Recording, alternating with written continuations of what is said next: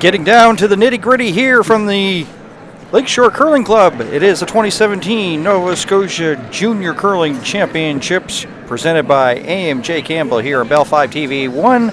My name is Dan Hobson. This is Team Graham Weagle versus Matthew Manuel. Second time they've met here at the championships. And I am joined alongside for the call with John Seitman. And you and I had the pleasure of calling this game a couple of days ago. Round number 2 between these two teams, and this is the 5th time they've met here in the season so far in the season series. It's 2-2. Yeah, it should be a good game here there, Dan. Team Weagle played extremely well, but they really got bit by a bad steal of 3 in the first time they faced each other in this tournament. So they're going to look to rebound really well against the defending champions. So it should be a good game. Looking forward to calling it. Yeah, it should be a dandy.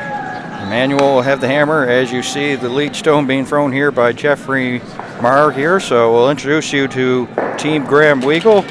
It is Jeffrey Marr throwing the lead stone. Second is Brett Dory. Third, Graham Weagle. Of course, he will skip the team but throw third stone. And fourth stone is Owen Purcell, coached by Anthony Purcell from the Chester Curling Club, number 1 in the Nova Scotia Junior Curling Provincial Rankings. As we look at Alec Cameron here from the team Manuel. The second is Nick Zacharnuk. Adam Cox is third. Matthew Manuel is skip, and they're coached by Stu Cameron out of the Mayflower Curling Club, number 3 in the rankings.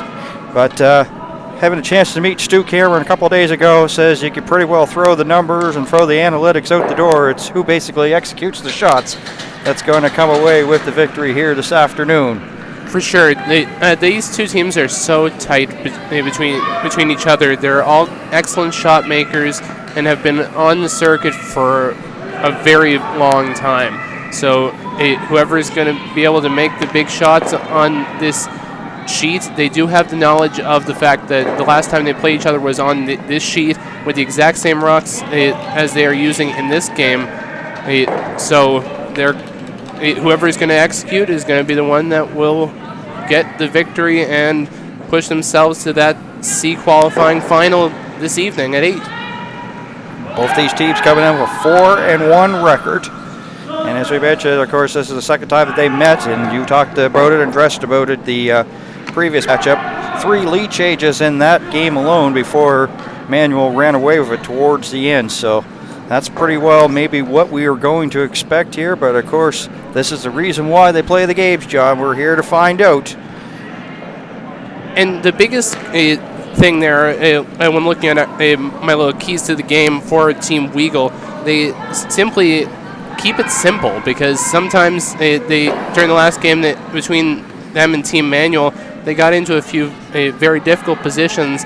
They need to be able to have a simple enough play at some points so that they can give Owen the power to make the big shots when they count at the very end of the end. Owen has been playing extremely strong at 4th, along with the rest of the team as well. So if you give them the ability to keep it simple and make the big shots, it's going to come out really well for Team Weagle, even against a challenging opponent like Team Matthew Manuel. Yeah, we just seen Brett Dory go a little bit deep to throw second stone here for the Graham Weagle foursome. As we take a look at the Dalhousie student, Nick Zacharnuk. So this end is pretty much playing out almost textbook, just a 1 rock in, 1 rock out. A pretty easy way to start off the game. No need to put up too much pressure this early. With a long 10-end game, you have a lot of time to be able to get the pressure shots later. If you use this end to bank some time for those pressure ends, it will really be worth it. Of course, we've got 3 other sheets that have games underway. It's the first time that we actually have the women and the men playing together. You mentioned that off air. So we'll get everybody up to date on what's going on. On Sheet E, it's Ethan Young versus Ryan Abraham in a battle of 3 and 2 teams there. And Sheet C, we have Vince Williams and Bill Fletcher with the call on that one. Kaylee Nodding versus Callie Moore. Nodding at 3 and 2, Moore at 2 and 2. So one of those teams will have their third loss by the time the smoke clears after this one. Same for Young and Abraham. One of them will have their third loss. And Sheet B, Caitlin Jones taking on Isabel Ladouceur. Ladouceur's 1-2, Jones 4-0. One big point to watch for in this draw when it comes to that Sheet B game is that if Caitlin Jones does pick up the victory, it puts her in a position that if she were to win tonight, the women's playoffs wouldn't even be required, and she would take home the championship. So if she's able to get through the home club team of Isabel Ladouceur over on that Sheet B, it could set her up for a position to clinch the title tonight. Into third rocks. Here's Graham Weagle, the skip here of this team, that throws third stone. And right now, as you said, a little bit of a quiet start, just one lonely rock in the house as he removes the yellow stone of Matthews. So Weagle lying one here in the first. And again, very well played execution at this early point in the game. Both of these two teams are really good hitting teams. So again, probably one of the big things that will separate the two teams is who will make the little mistakes on those hits that could open up opportunities for the other to maybe get a good draw, and or maybe even get a good result off of a miss. Got a little bit of a roll off of that hit there, so. And once again, Weagle with another throw here in number one.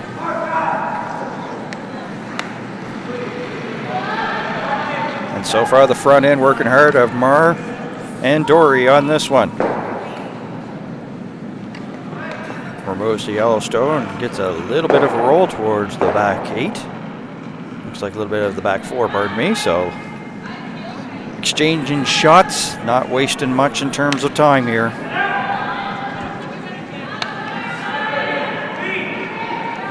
As we take a look at Adam Cox here, the St. Mary's student, was the skip last year of the St. Mary's Huskies at the AUS Men's Curling Championships.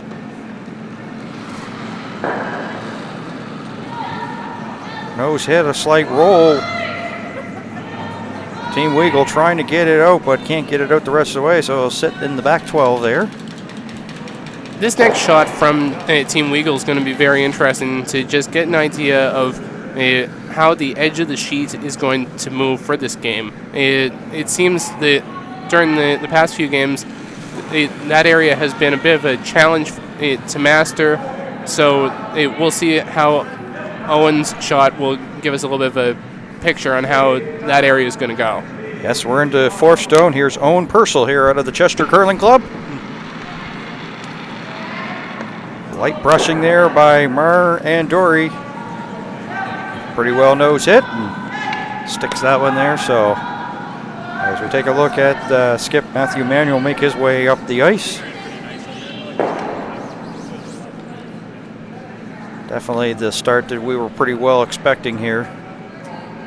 A feeling out process. Both teams pretty confident about the ice. Of course, we had a little bit of an ice issue yesterday. This game was originally supposed to be played this morning. So because of the ice issue, the 8 o'clock games from last night got pushed up to 9 o'clock this morning. And so talking to, of course, the coach there of Team Manuel, Stu Cameron, he said, well, as a matter of fact, we might have gained the sleep this morning, but we're going to lose it tomorrow because they have to play in, of course, in the morning championship as of now. So, of course, and also the fact that there's the possibility that both of these two teams could also be playing 2 games during tomorrow, because if whoever has if either of these two teams win this bracket, they would have essentially 2 lives in the playoffs, and if the other were to win, it would force the 2 p.m. draw to take place. So it could be a long day of curling on Sunday for them once they get through here on Saturday. The roll out there by Manuel allowed Owen Purcell here to put this in a spot and see to make him try to get that single point, force him to a single point here in end number 1. But but he doesn't want to be heavy because then all of a sudden Manuel can throw it out. And it looks like, will it stick around? And no, according to that, it won't. So it's a pretty well pick a path, throw it up, throw it through, and carry the hammer into 2. And definitely a good execution there from Manuel and his team. This pretty much is the type of start that I don't believe they particularly got during the opening game between these two teams. So he's gotten the execution so far. We'll see how he can keep it up in the next 9 ends. Final stone for Matthew Manuel here out of the Mayflower Curling Club. Defending champions in this event. Can just grip it and rip it through the house, which they will. And carry the hammer into end number 2. So let's discuss a little bit of the road here for Team Weagle as they get ready to go into hack here with Jeffrey Marr. I mentioned 4-1. They started the championships off with a 10-2 win over Logan Sweeney out of the Yarmouth Curling Club. And then a 6-5 win over Ryan Abraham. And of course they met here. We talked about it off the top. 9-4 loss to Matthew Manuel. And has bounced back with 2 straight wins over Stefano Sokolic, 6-3 and 11-8 over Ryan Abraham. So that's how they have kept their playoffs alive and have that 4-1 record. And definitely that win over Ryan Abraham in their second game, it was a big turning point for Team Weagle. They won a really highlight reel match, 6-5 in an extra end. So that gave them a lot of confidence. And even with the loss to Matthew in the A final, they're still running pretty strong. And you can't doubt the fact that they're the number 1 team in the provincial rankings and are running hot going into this playoff weekend.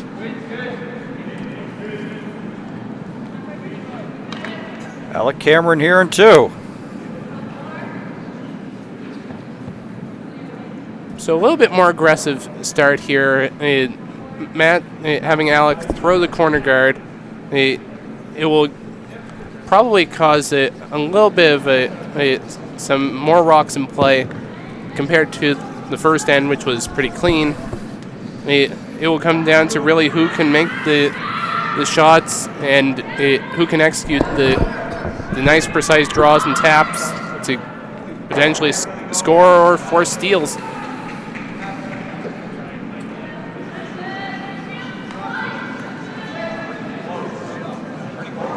Not much of brushing laid onto this one here.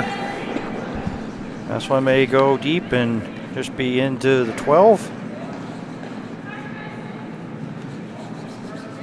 And as you see, right into the 12-foot area and 2 stones right there. So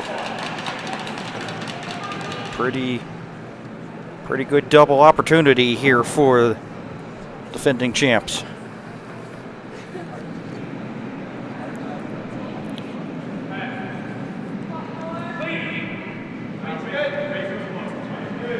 Going to try to capitalize on that mistake there by Weagle as they went deep with that one and looking to try to spill and maybe get some rock separation. Just a nose hit, and now we'll sit there, be second shot as of right now, top 12. So Graham's really going to want to try to protect that because with the fact that it's so close, you're probably going to see that if he doesn't get a good guard here from Brett, it's an easy run back to eliminate that stone of Team Weagle's should Matt have that opportunity. So if you protect that, it really tightens up the scoring area and puts some pressure on Team Manuel to get them even closer. Good execution there. It completely closes off that. Unless he wants to go for the run back, which with the fact that these are 2 great hitting teams, if you give Nick a good run back opportunity, he's going to have a high chance of making it.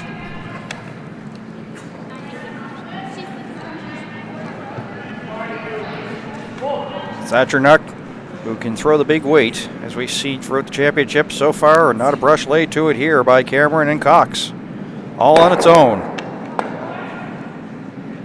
He kind of a bit overthrew that one. It seemed like if he had given it a hair less weight and let the sweepers do a little bit of the job, he would have been able to get the run back. But because he had sort of relied a little bit too much on the throw right out of the hack, it just was a little bit too heavy, thus hitting it right by.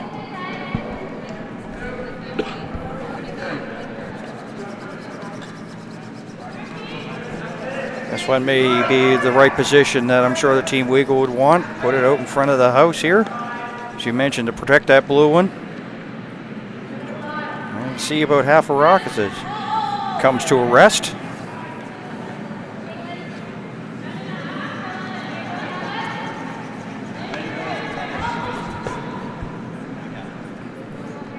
So it's interesting to see there. Matt's pretty much putting it almost inside of where he wants to hit. So it's almost like they are seeing a little bit of a case of almost negative ice, which can really be challenging to call. Great execution there to get the run back. Bang, bang, bang.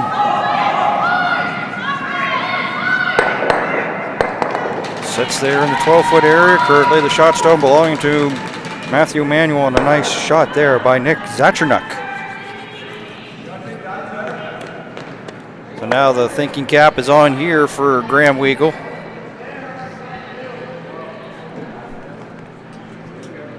Scores to report. We'll take a look at, give you the score from Sheet E right now. It's 1-0 as they play into the second. Ryan Abraham with a single point. And in number one.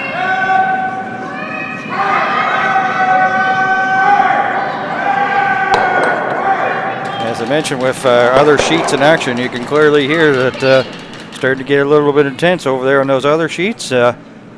Taking a quick look there, Sheet B, Jones versus Isabel Ladouceur.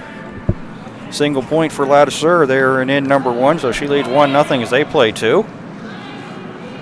Sheet C with Vince Williams and Bill Fletcher there on the call on that one here on Bell 5 TV1. And once again, yellows are wild here. It's Callie Moore leading Kaylee Notting 1-0 as they play in number two. So it looks like Graham's trying to play a little bit of the tap. Nothing too aggressive, but enough to get some movement on those two stones. He's going to crash on that one up front, but does get his shooter into the rings to sit second shot. Also gets that guard out of the way so that if he were to want to make a play on that Manuel stone at the top of the 8-foot, he could easily do so. Team Manuel's road here. They started off with a 6-1 victory over Ethan Young and then an 8-2 win over Stefano Sokolic. And we mentioned about the 9-4 win over Graham Weagle. And it did get a 6-3 loss to Ryan Abraham and followed it up with a 9-1 win over Logan Sweeney of the Yarmouth Curling Club.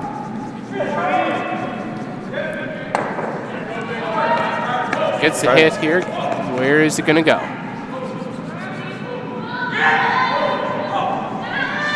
Well, with that little bit of a staggered guard there, so it protects that one that's there in the back eight. Sit two right now, Matthew Manuel. And again, yeah, that is definitely really buried, so it's going to force either Weagle's going to have to make a play using that run back. He's not going to be shot, but he's really going to need to make a good shot on either of Owen's next two. So this is just really more of a setup shot. He's not going to be closest after his, but it gives them a good position for Owens on fourth stone.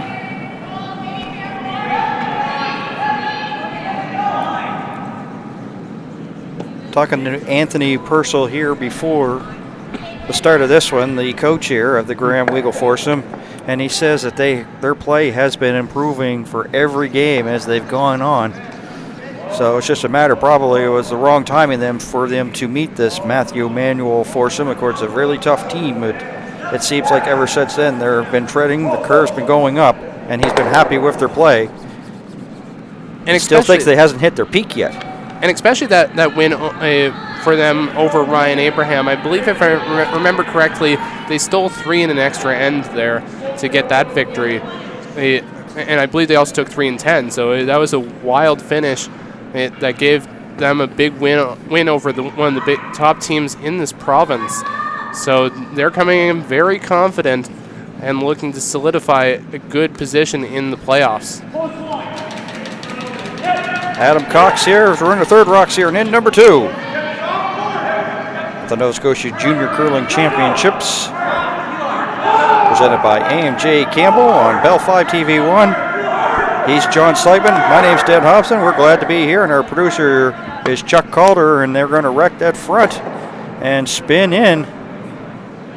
It's still an okay position there for Team Manuel because it really makes a very tough draw for Team Weagle either way that he throws it.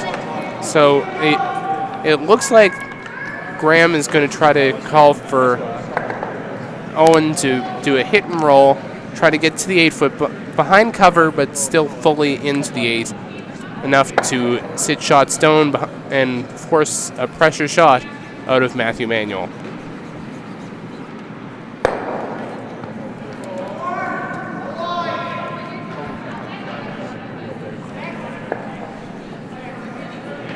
So as you see, fourth rock here as Owen Purcell getting ready into the hack, and the cheering contingent that you hear, that is for Caitlin Jones, and she's on sheet B with Isabel Ladouceur. As we mentioned, 1-0 Ladouceur as they play into the second. Now they're starting to go. And at the last second, so they get a piece of the yellow, and they just slide by that back yellow. So 2 blue stones there by Weagle right there. One a biter and one in the 12-foot. Still a pretty good result there for Team Weagle. I'm pretty sure they didn't want the roll that way. They wanted to try to get the roll the other way. But it's still, overall, I'm not hating it. It does give the opportunity for Matt to get a draw into the 8-foot, about half behind cover probably. And it results in a very tough shot on Owen's second.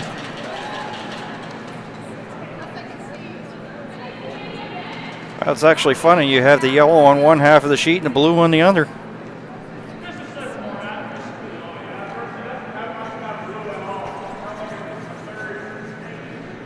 As you can see, definitely a lot more rocks in play as there was the previous end. And this is what the kind of matchup we were to expect. And Matt's going to just probably get this about half covered just around those guards into the full 8-foot. It would really produce a tight area for Owen to try to get a really protected stone, and could set up a multiple point end for Matt with the hammer. Early indications was light, but the front end working hard to drag this here. And there they are, sitting 2, all in the 8-foot, one in the front 8 and one in the back 8. So that was a really good execution from Matthew. So now it's going to result in it appears that they were leaning toward freezing to the stone at the back of the 8-foot. If they do that, then it's really going to force a tough draw. Yet again, it was the draw that Matt, I believe, played in the draw to the button. So they're going to have to get this perfect, but if they do get it, it's going to be a good result and could force some pressure onto Matt, which is something that they really needed to do in this game. Some teams' success here at the championships, they've had to steal a lot. And of course, I did the Notting game earlier against Caitlin Jones, and of course the Notting team have stolen about 9 points in some of their games here at the championships, in the games that I have covered. unable to get a steal. So this is how really important that the forces has to be really good and strong, and it seems to be, as you say, if they get this where they want, it has to be perfect, and the force will be on. As we're at the fourth stone, here is Owen Purcell. Definitely by the shrapnel in the front. Gives it a little slight bump and actually pushes the yellow back.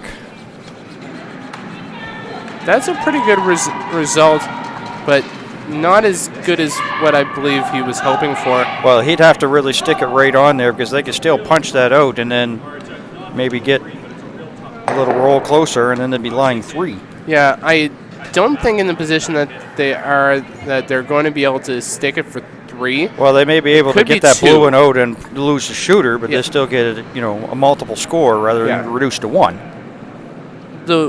The option that I'm kind of seeing, if they were trying to play aggressive, they could try to play like a raise on some of their guards, which that could keep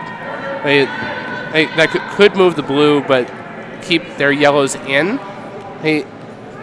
And that appears to be what Adam's kind of looking at, because I saw him tapping on that front yellow of his. It's aggressive, but it's a call that is relatively simple. I'd be throwing it if I were him.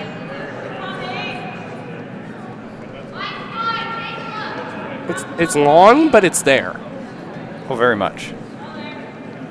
Having a good meeting here as they're using a lot of time here and then too to talk this out.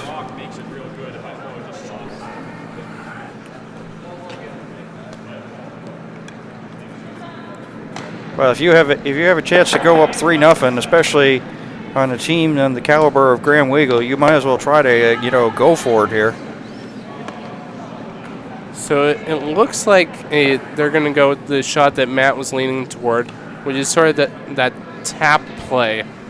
It will probably only leave them sitting 2, but it's the safer bet at this early point in the game. No need to take extra risks unless you're absolutely sure. It was a long run back possibility that they could have made, but it's a long game, 10 ends. Shot there indicates, as you see, that they blanked it in number 1. Matthew Manuel get ready for his last rock here in end 2. Going to rely on the sweepers here of Cameron and Zachernuk.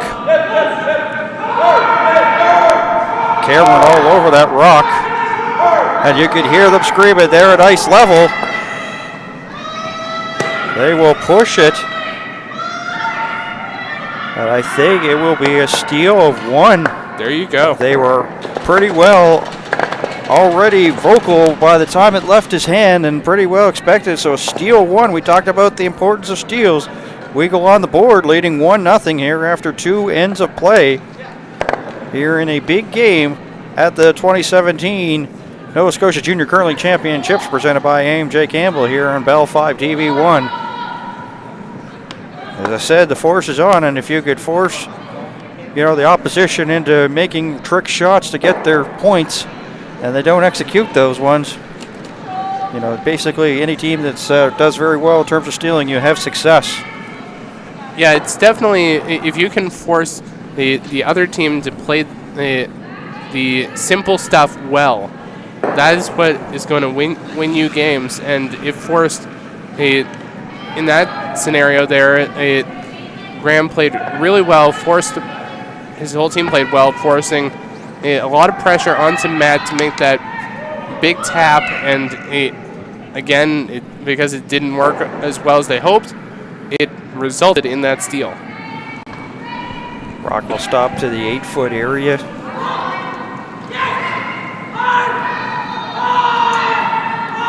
As Weagle puts it up on the board, just to prove that we're not liars on the situation. So it is 1-0 here in the third. Alec Carrot actually gets a chance to have a rest as soon as that throw came out of Manuel's hand. He was right all over the stone and getting right on the brush, trying to get it and get it off that, get it off those rocks that were there in front of the house. So again, Matt's calling for Alec there. He put up a nice corner guard. Sometimes, as some of our viewers who may have seen the play at the Briar or the Scotties would probably know that position is like the coffee cup position, because that's usually where you see a Tim Hortons coffee cup on when you watch it on the big TV broadcasts, like that. And that's usually the perfect position for a corner guard, and they put it pretty much where that would be. So it's a good opportunity for Team Manuel to get some around, force some pressure on, and get at least 2 back. Rock in the front 8, buried there by the guard, just thrown up, as you see right there. So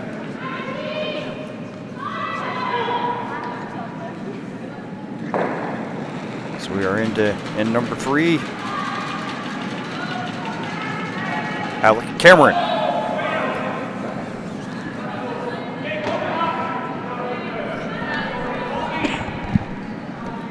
Not much brush laid here by Cox and Zacharnik.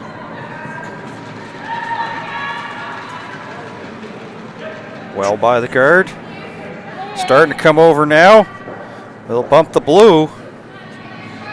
Just barely touching the 4 foot in front of the tee line. So almost a case of deja vu. Pretty well this is a day of deja vu. You talked about it just before we went on air. This is a deja vu of this game because Weagle had a blue stone in behind the yellow just last in. These two teams facing each other once again. And the two teams in the men's division, Young and Abraham, facing each other again. And to even make this even more creepy, as you talked about, which we talked about off air, on the same exact sheets.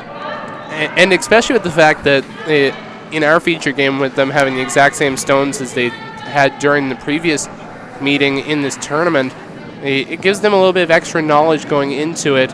They know how everything's going to approximately move. Again, the conditions are a little bit different when it comes to the weather and the temperature inside the ice shed, I'm guessing. So it's going to be slightly different, but the knowledge will help. So they decide to put that blue stone there, try to at least eliminate one run back, but Zacharnik throwing up the big weight here, so get ready for the big boom. There's the 1 and the 2, and pushes the yellow, gets a little bit of separation. And the blue goes towards the back. And boy, when you have that big weight in your back pocket there, John, that really helps. It's a big shot there by Zacharnik, cleans things up. And they have lying one to boot. Yes, and definitely that's pretty textbook for Nick. Just simply he's really good at making those big hits when they matter in that second position, because it really, if you can have a second that executes those really well, it takes a lot of the pressure off of Matt and Adam at the back end to execute those big shots in the later portions of where there may be more rocks in play. So they pretty well just exchange rocks here right now, so the blue one just was replacing the yellow one. Really was great, perfect weight bearer by Zacharnik on his last throw here.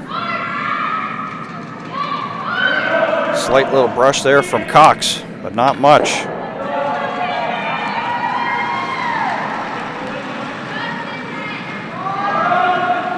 Basically going to try to come around and sit in front of that yellow one that belongs to him. And will come to a rest in the back 8. And immediately Weagle points right at it. As we are into third rocks here in 3.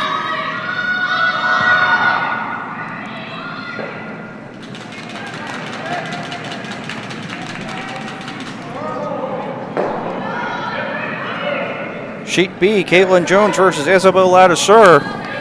Jones got a 2 spot there in the second inning, so she leads 2-1. Abraham got another single point in 2, so he's up 2-0 over Ethan Young on sheet E.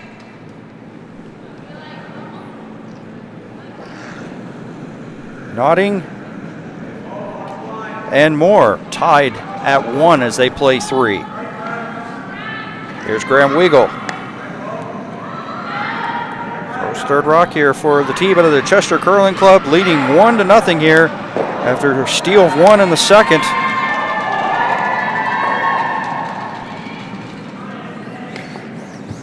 So Graham's just getting this one behind the cover blue. there, right to the blue.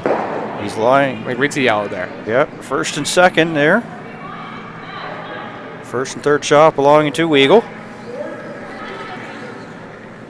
So because of that little roll that it ended up coming down on Graham's shot, it gives the opportunity for Adam to make a nice hit and roll across, sort of split the house a bit, still keep them sitting 2, hopefully, if executed correctly, and puts a lot more pressure back onto the Weagle ring.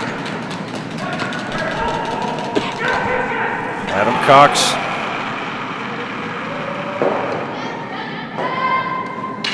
Ups the yellow, pushes it back. He'll get a roll, and it looks like it will sail towards the back, and does.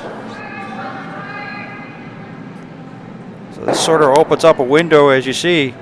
Quickly, there's Weagle as he'll place the broom there for Owen Purcell and then head up the ice, try to get in behind so he could, of course, sit 2 here and put more pressure here on Matthew Manuel. Having that one roll out the side, it does give the opportunity for Graham to try that same shot again. If he's able to make the freeze to that stone of Matt at the back of the 8, it does tighten up the scoring area again and could force Matt to a single if played correctly toward the rest of this end. Looks pretty good here. Yep, going to basically put it in the hands here of Marin Dory here. Graham Weagle, number 1 ranked team in the Nova Scotia Junior Curling Provincial Rankings this season. Some put a lot into that and some others don't. But look at that. Boy, sweet shot. That was right onto the yellow. Wow, that was really well executed there. Because of just how tight that is, I don't really see any way that they're going to get that moved out yet. So that's going to force Adam to have to play down onto that, get a little bit of separation. If they can keep theirs in the house, it would be great. But the main point of this shot will be movement on those 2 stones. Well, if facial expressions tell the story, Adam Cox there, we're just seeing him sort of grimace a couple of times. May not like this one too much. I think he's not really liking it because it does appear like that's going to move. Yeah, he's going to push the yellow towards the back. But it does still get that separation of the blue stone. If they did want to try to come down and play a tap onto that, it does have a little bit of a better position for them. Now that that stone is now in the back of the 8, it is going to give the opportunity for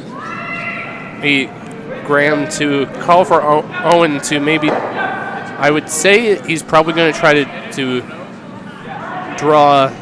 He could draw to the back of the 8 foot, but I see him more probably drawing.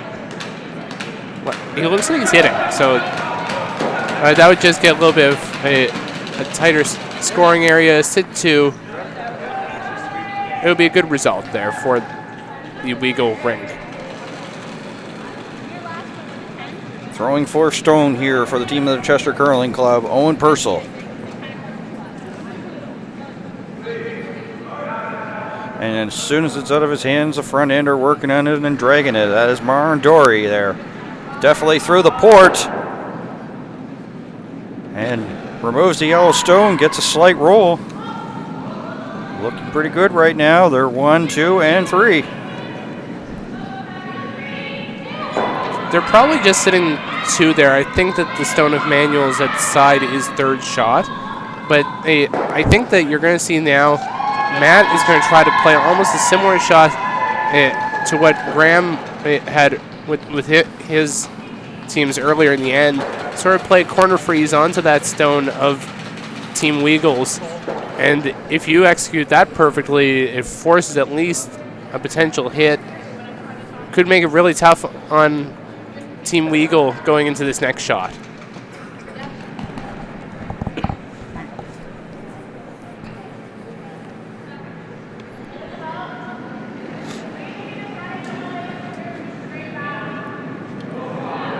Manuel here in third, the first of his two. Looking right now, two blue-handled stones belonging to Weagle.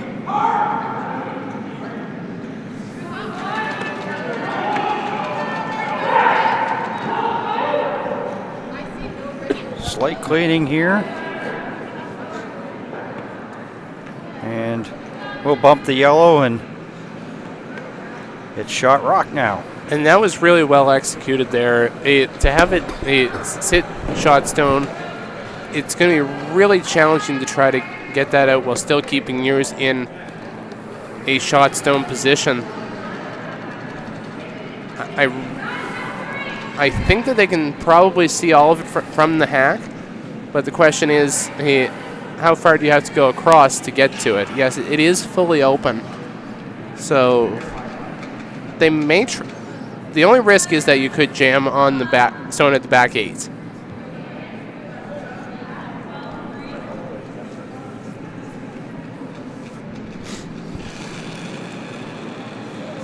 But they are going to go for it. It's been an entertaining one here so far, but the score doesn't quite indicate that 1-0, but it's been like shot for shot, blow by blow here as we're in the third. And spelling them all out. And getting the yellow, pushing the yellow in, so the big shot rock, that more is advantageous to Manuel there, but they got some rock separation. Well, Manuel trying to see where you can place this to get your second point. But you don't want to be too close to the other one to leave Purcell with a double. Well, this is the last rock there for Team Manuel and with the hammer here. So that as long as they probably, I'm thinking it's just bite the 4 at minimum, but maybe. My apologies. If they go with backing, they can still keep it in the 8 foot to at minimum to score their 2 and take the lead in this game.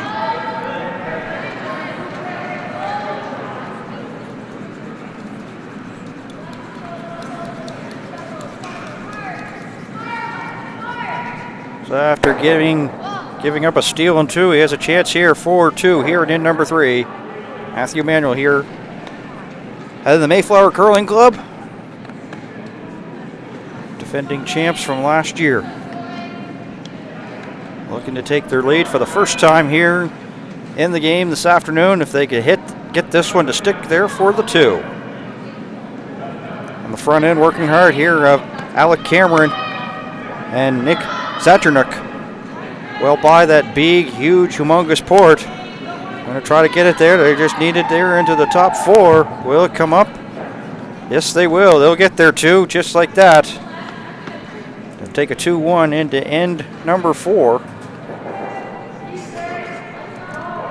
And that was really great execution from the cool and collected Manuel there. Really showing that he's able to keep calm and carry on with the great consistent play and score his deuce. And really, if he can keep up as good a play as he's playing, it could really be a good sign for him going into the second half of the game.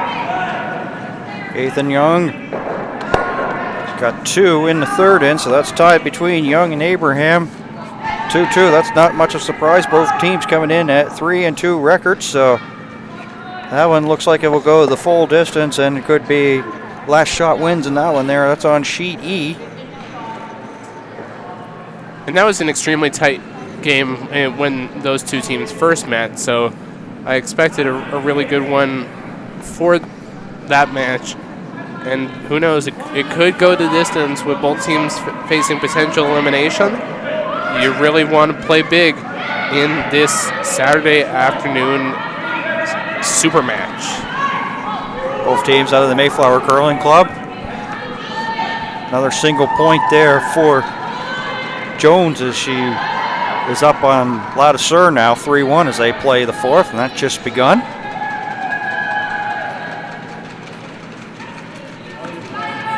A few very enthusiastic fans. You can hear them over on the edge of the ice shed seating. They're really cheering on their team Jones as we could see the potential for a title win this evening. Callie Moore out of the CFB Curling Club, Halifax, Nova Scotia. She got a 2 in number 3, so 3-1, leading Kaylee Notting out of the Bridgewater Curling Club.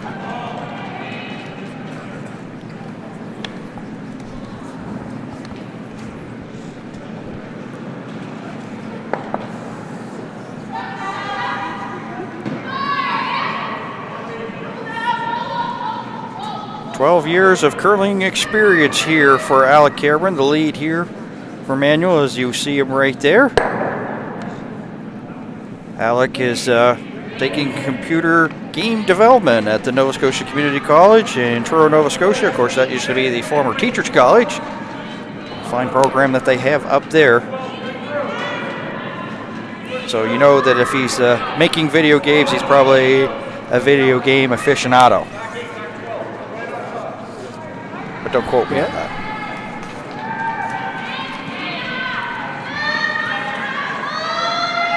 So now with the overlapping stones there, it gives a good opportunity for Graham to get a come around draw, probably draw a full 8 foot, and really, if they can bury this just perfect, it would really put a very tough shot for Team Manuel as the end moves on.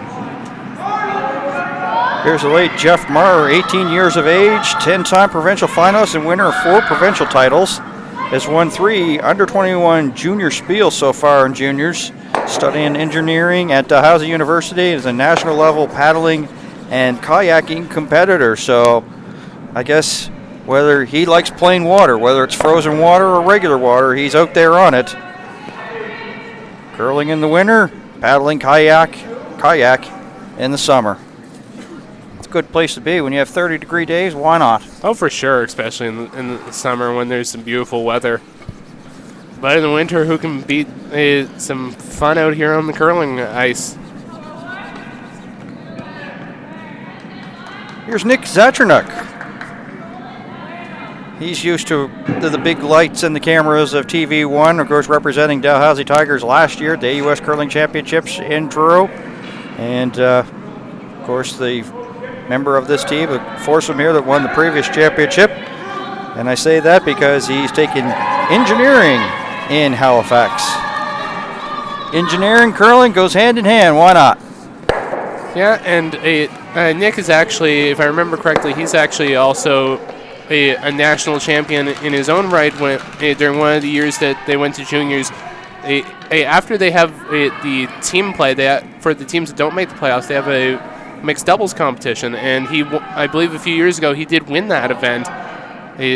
So he's a strong player in all the disciplines, and really producing well this week here in Lakeshore. Here's Brett Dory, 20 years of age, so pretty soon his junior career may be winding down. 3-time provincial finalist, 2015 provincial high school champion, 2014 Optimus International Championships in 4th place, has won 5 under-21 junior spiels so far, is currently working as an electrical apprentice, and coaches boys under-9 soccer team in Chester during the summer. And you definitely see a lot of these players that they have gone through both the high school system and the AUS University Curling system that are really playing extremely consistent play. Matt Manuel is actually a former provincial mixed champion from JL Ilsley when he played in high school curling. And I think a lot of them on that team have also played at the high school level and have won big titles as well for their schools. Slight rub there by the Manuel rock there, so it's blocking a little bit of the scoring path towards the center line area.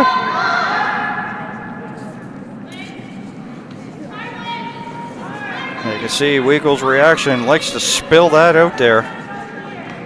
He has the hammer here in 4 and would like to have a path, and Purcell's going to come down and they're going to have a meeting about this. Yeah, the big worry here. Meeting of the board.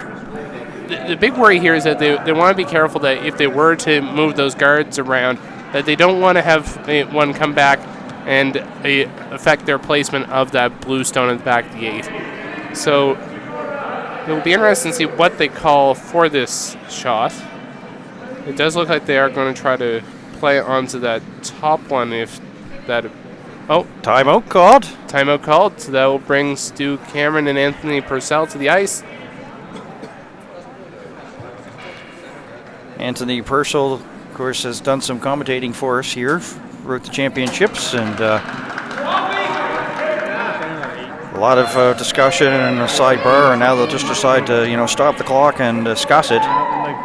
Good to see Stu Cameron, of course, back here. Missed some time because of illness. And Stu's been a true star of the sport here in Nova Scotia, working with the Manuel team for as long as I can remember, and truly a great mind of the game. I'm going to try to eavesdrop or hear what we can get any of that conversation.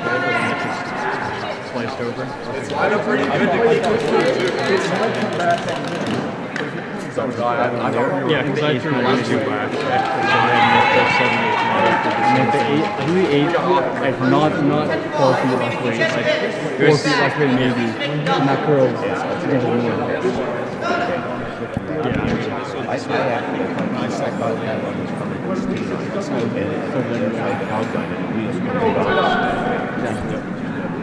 You have to hit it really thin to... So, judging from the conversation, it does appear that they're just worried on if they do remove that stone of Team Manuel's, which is currently placed as a guard, they have to be careful as to if they slash it, where it's going to go once it moves to the back, because it could be possible that could cause some movement on that Weagle stone.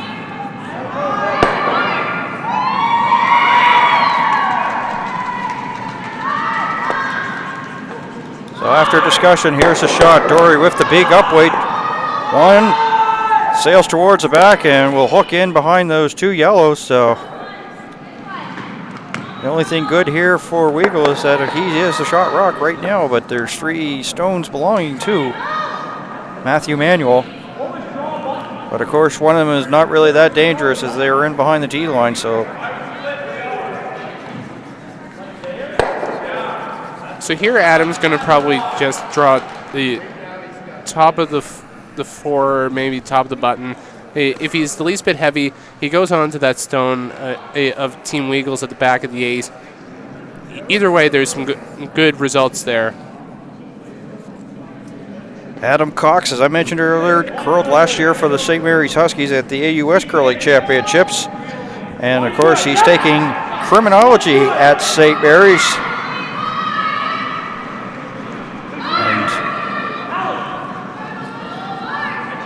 He's done very well in, of course, right here and also on the Atlantic University sport level, playing the sport as they will drag this there to the 4-foot area to be the shot stone. And there's a whole bunch of yellow in there for Weagle there. And just like that, they're having a team conversation once again.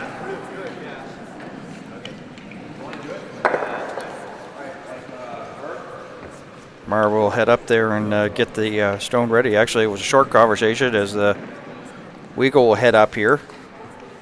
So Graham's going to really use the big weight, try to clear out the front a little bit. The main point that they need is that they need the opportunity for Owen to have a simple shot as much as possible. And with that the junk in the front of the house, it's very difficult for him to get that path.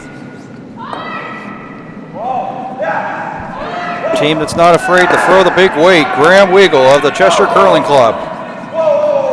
Sweepers on it right away. There it is, gets a little bit of spillage, rubbing it. Dory trying to sweep the blue rock, and they've opened up the center line with that shot.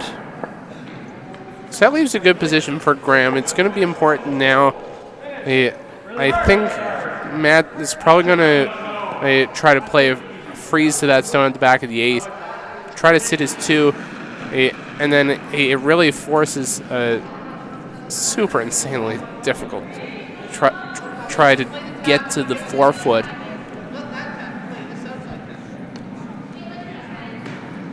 Especially in this area of the sheet, it can be a bit difficult to get to. So let's see what the result is out of that.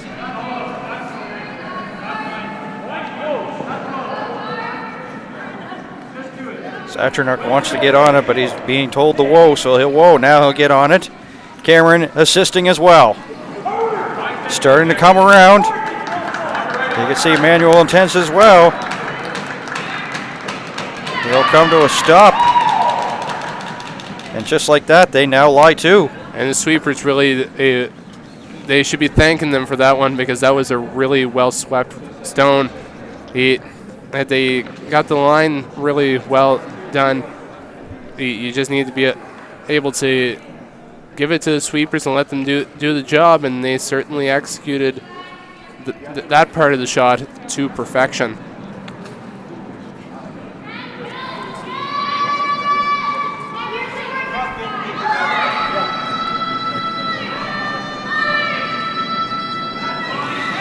It does give a little bit of a risk now that you can probably get at least 2 of those yellow moving and avoid a jam, maybe even get behind cover, sit 2.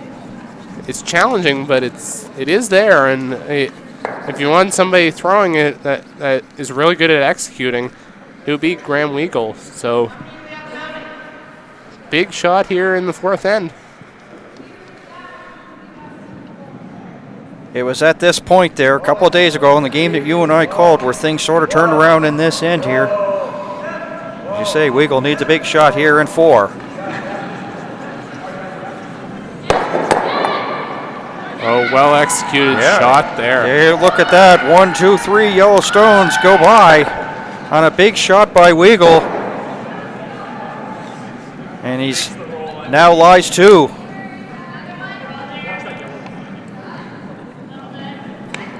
And that was really a shot that, John, that they needed. Yeah, they definitely needed it at that point because Manuel was really putting on a lot of pressure and it had a lot of the momentum in this game. So it does now give the opportunity that Matt can probably, and it looks like he's calling for it, to play the double. It could get him out of the end relatively unscathed.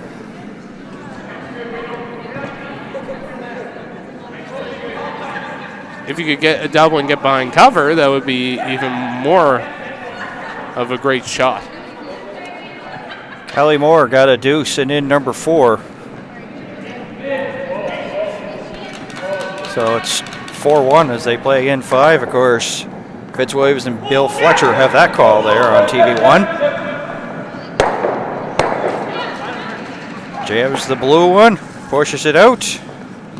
Did he push it out enough to be? I would favor that for 2, so that was a well-executed shot from Matthew Manuel. They're taking a good look at it there.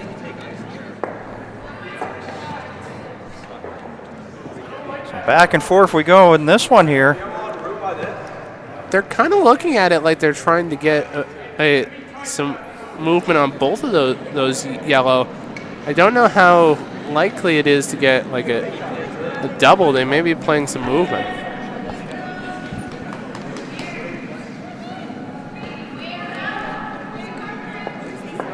They're seeing that stone at the top of the 12 of theirs.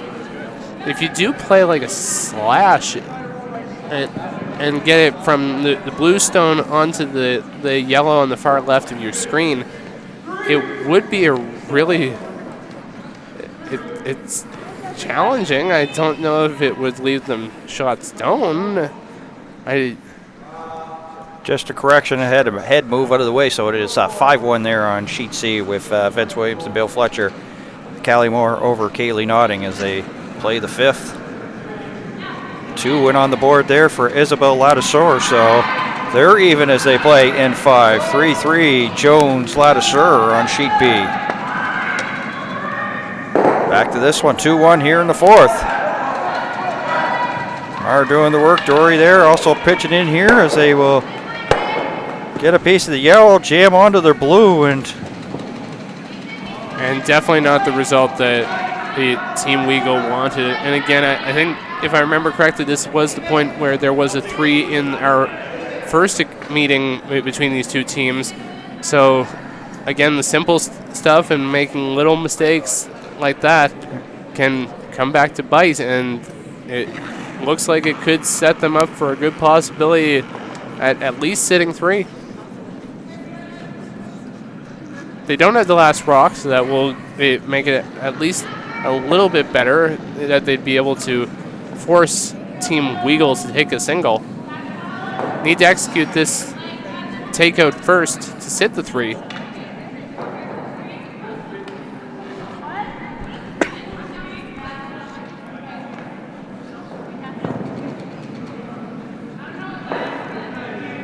last rock for Manuel here in N4 without hammer.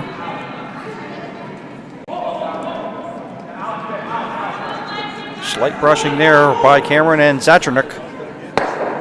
Cameron take it over. Bumps the blue, yellow will go underneath cover. And that was a really well played hit and roll. Now it gives you the ability to be able to draw the forefoot. It forces a big draw here. So well played from Matt Manuel and his team.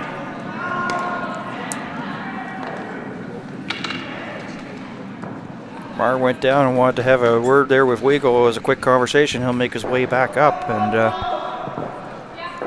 yeah, it's very important with this type of a big shot that everybody's on board and understands what the main objective is.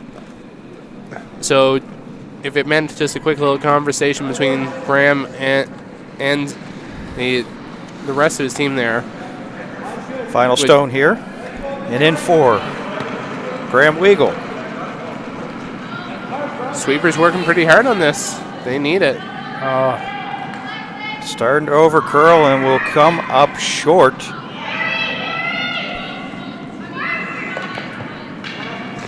Another steal here.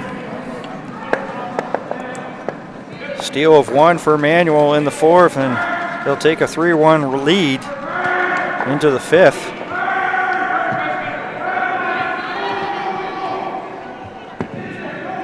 I believe. Most importantly there for Weagle, they did keep that crooked number because as you mentioned earlier, and I mentioned earlier, the 3 spot in that 4th is sort of where the game turned around.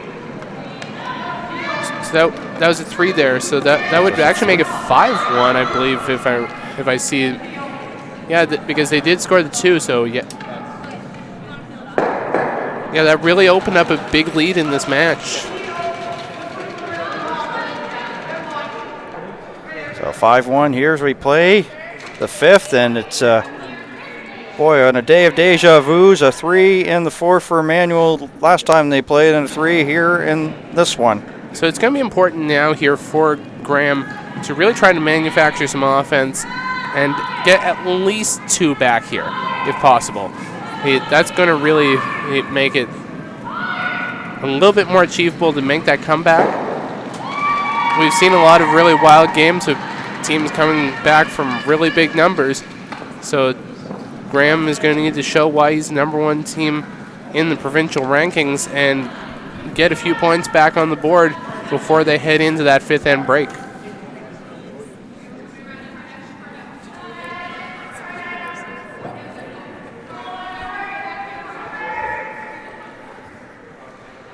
Brock comes to a rest there in the 8-foot area.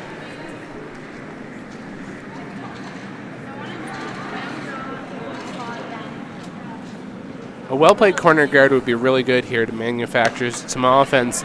So that will be a really important part of Jeffrey's shot here. And that one looks like it's a goner. It's well light, and we'll stop there. You see, the slower it gets, of course, that's when it starts to curl on you, and went to the wings there for that one. There's the three. They officially confirms it a steal 3.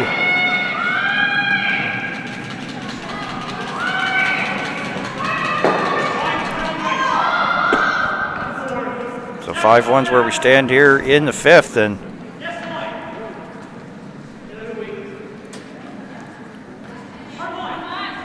Weagle will contain the hammer, throwing the Bluestones here, and then 5. Come around the Yellowstone there, gives it a slight rub, and sitting 2 once again, defending champions.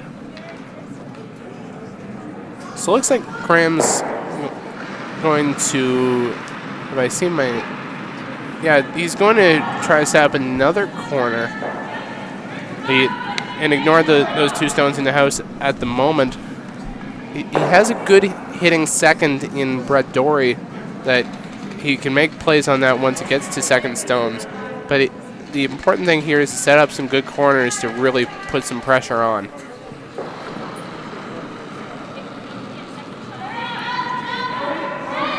Right now, so of course, up by 4. Less shrapnel, the better here for the defending champion, wanting those corner guards removed.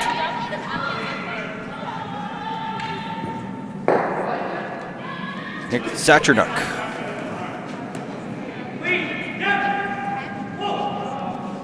And this is really where Team Manuel thrives in making those big hits and just gets it just out. And luckily didn't jam on some of those 2 other Yellowstones, but just got it. And they have an old adage in sport: you got to be good to be lucky, lucky to be good there, as they did, and it's the case in point there. There's Brett Dory here at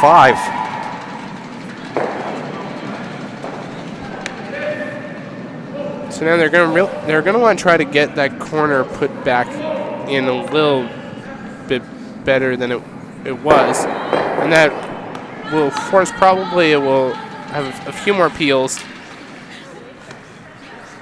It'll be interesting to see once Graham decides to go into the house as to where he's able to place it. That it would be the most effective to force a miss out of Team Manuel, who have been playing extremely well this game. So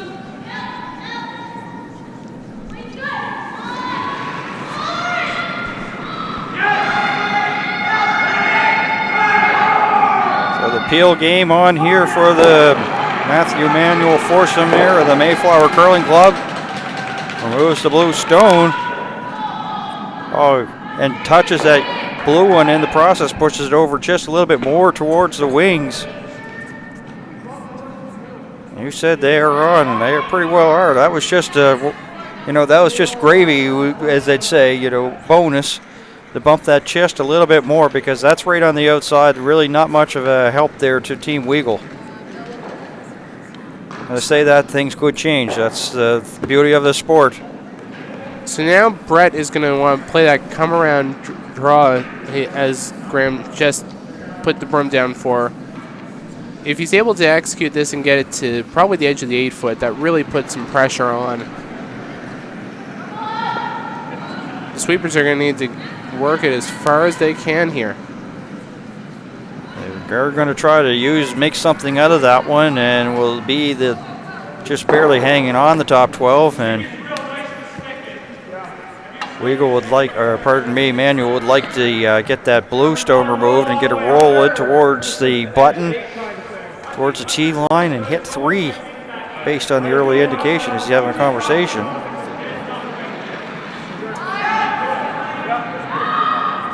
Still basically trying to, you know, he knows right now with it being 5-1 and with Hammer here, things looking pretty good for him here, he could, you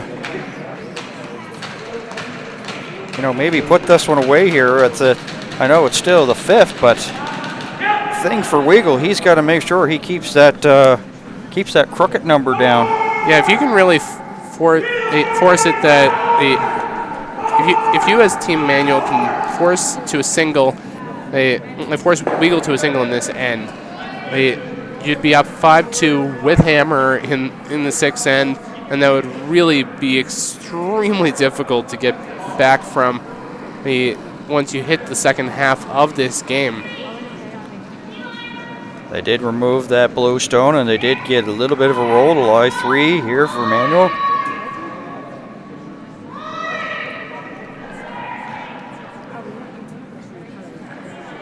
If that's not a look right now there on Owen Purcell, it says, here we go again.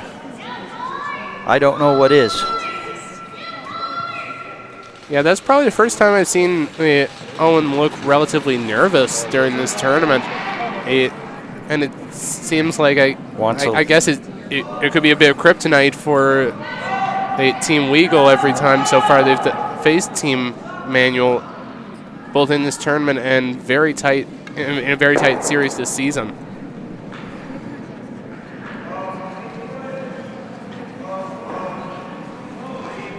(5-1) here in the 5th after a big steal 3, and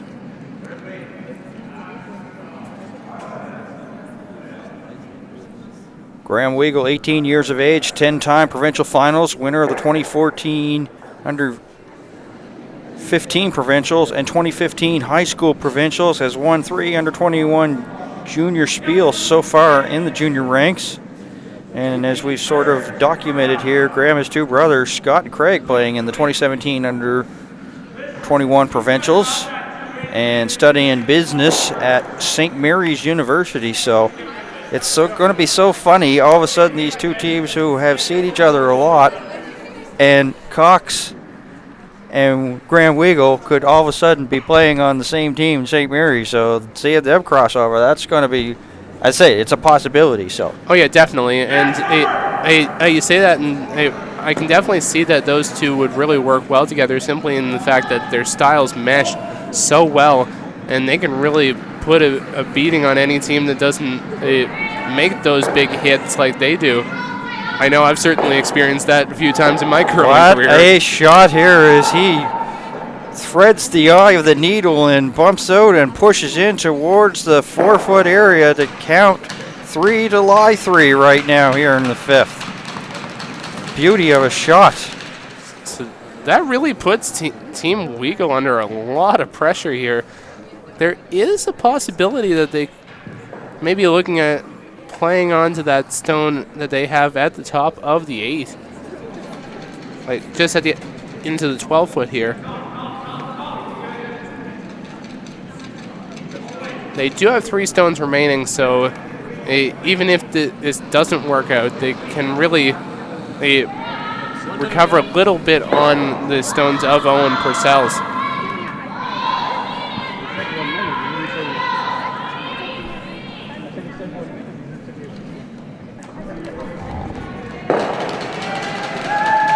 Standing room only here at the Lakeshore Curling Club. We're pretty well crammed up in here, right close to our broadcast location, so getting to move around a little bit difficult right now. So then they are watching what was a good one and sort of got away here from the 4-5-1, and they're at the 5th end break on our other coverage that we're providing here with Vince Williams and Bill Fletcher on sheet C. 5-2 as they're at the 5th end break, as Notting got a single point in the 5th. Well, that's where that one stands. Notting coming in at 3-2, Callie Moore at 2-2. And also, I quickly see there over on sheet B, they just got into their 5th end break. Team Caitlin Jones taking another 2 to lead 5-3 over Team Isabelle Ladouceur. Big game for Team Jones, and they're truly showing why they have the ability to clinch that title here tonight. Graham Weagle yelling whoa right away Bumps the blue, will push one of the yellows back, but the shot stone being protected by that blue one there, so it's That's actually pretty good there for the Team Weagle, because with that position, they're not really able to move that around that much on any of the manual stones. I could see them trying to play a slash once they get back on one of Owen's shots. So as a result, Team Manuel's really going to want to protect that as much as possible, because if they don't put that in the away, they're not going to be able to protect against it. And as we've seen, those little mistakes can make a big difference, and that's what's gotten Manuel to that 5-1 lead. Ethan Young got a single point, and in number 5 in the 3 versus 2, both of them having 3 wins and 2 losses. Ryan Abraham, Ethan Young on sheet E. As they are now in the 5th in break. So pretty well everybody's had their 5th in break except for us so far. But we're into the skip stones here. N5, 5-1, Manuel leading here. And you can see that he's yelling, whoa, and boys are keeping on going, keeping it for line. Just a simple bumper weight. Kicks that blue one towards the back, and the yellow will sit there. As I say it about Young versus Abraham, it's 4-3. So that one's still pretty well up for grabs in that one, as they will be playing the 6th in a couple of minutes. Currently at the 5th in break. So that really puts a tough position for Team Weagle now. Since there are 2 stones left now, as they've just reached skip stones, you may have to play a little bit of a tap enough to get a roll from your blue over behind cover. Move the back yellow of Team Manuel's while still keeping yours almost playing like a corner guard left in the forefoot. So it's a good setup shot that you may need to do. But we'll see. It does appear that he's going to just go for the hit. The soft weight hit.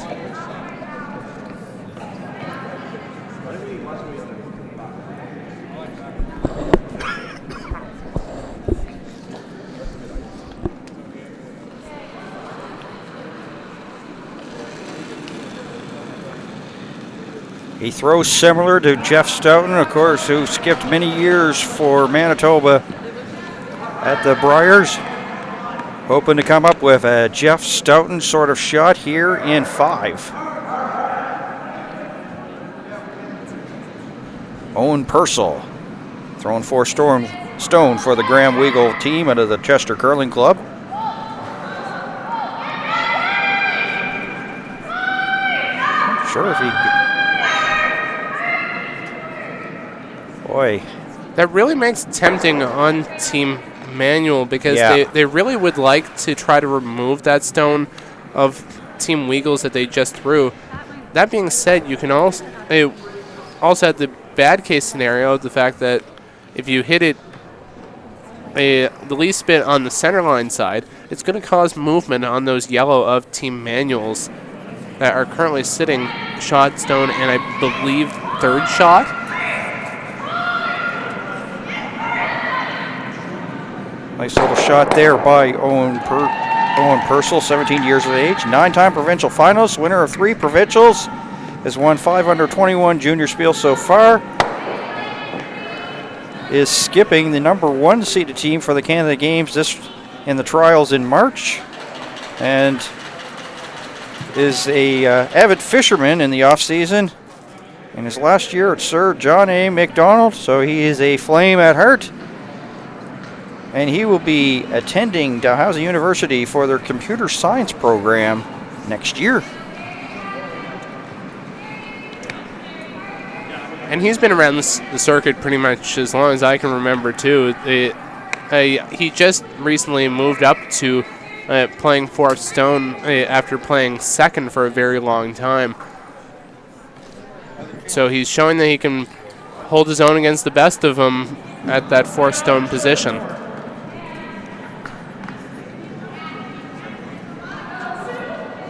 Right now, he's just an onlooker to see what the Matthew Manuel foursome are going to do here.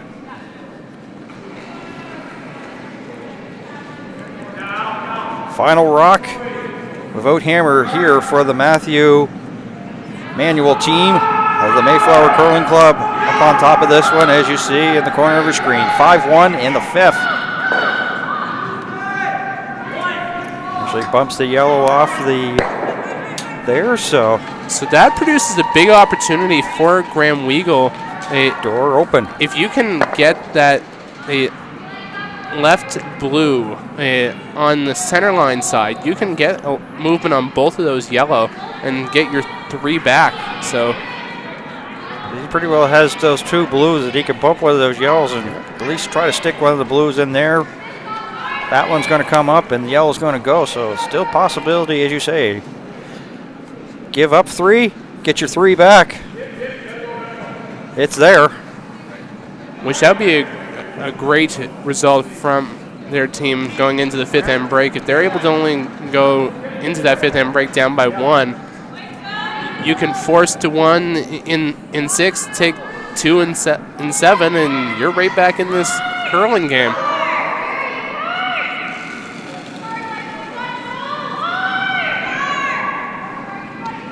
Big shot here for Owen Purcell, throwing the 4th stone here for the Graham Weagle team out of the Chester Curling Club.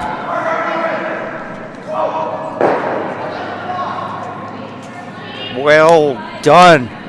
Well, he's got 2 for sure. They have to take a look to see if that yellow one, they'll kick it away. So it looks like they got their 3 back. Give up 3, get 3. Get 2. It's at least 2 there, so a really good result. It will really give them some it does say 3, so yeah, good result. So 5-4 after 5 going into that 5th end break. We'll see how this confidence will lead them going into the second half of this match. Yeah, it's a 5-4 as we head to the break. You're watching TV1's coverage of the Nova Scotia Junior Curling Championships presented by AMJ Campbell. Back after this.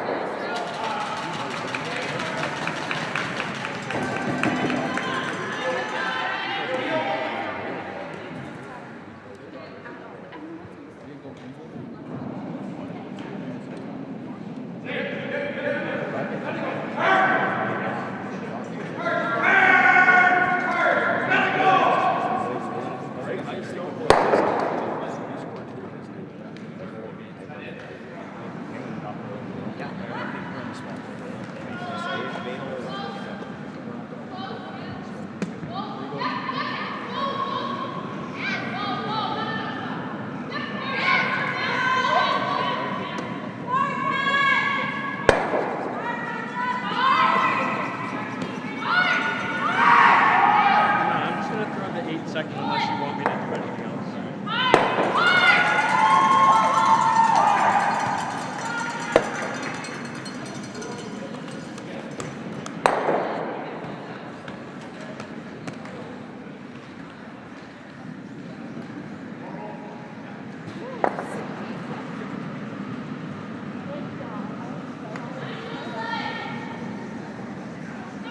Back underway here, sixth in coverage of Team Weagle versus Team Manuel here at the 2017 Nova Scotia Junior Curling Championships presented by AMJ Campbell and Bell 5 TV1. And when we went to the break, you saw that the 3 went up, but it is a 2. We just want to clarify 2, so 5-3 score is accurate here in the 6th. And having the hammer here in the 6th end will be Matthew Manuel with the Yellow Stones. That one was, definitely hard to call there for sure because he could have been possibly 3, but the other one just counted it out just enough there, so they get 2. And the better situation being, instead of being down 4, just being down 2. They would have loved to be within 1, but not in the dice this time, so. But of course, still lots of curling left to go. 5-3 as we sit here in the 6th. Dan Hobson alongside John Slightman, the Bell 5 TV1 crew here. As this one will go into the rings here for Matthew Manuel, and will sit in the 8-foot area.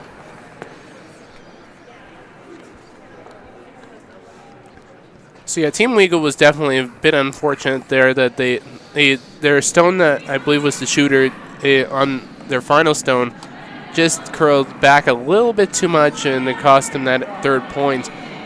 But still, it gives them the opportunity that they can steal or try to force and really make a big play at a multiple. They are still very much in this game. This one looks a little bit hot and heavy here, and started to dig in at the last second and right to the lid.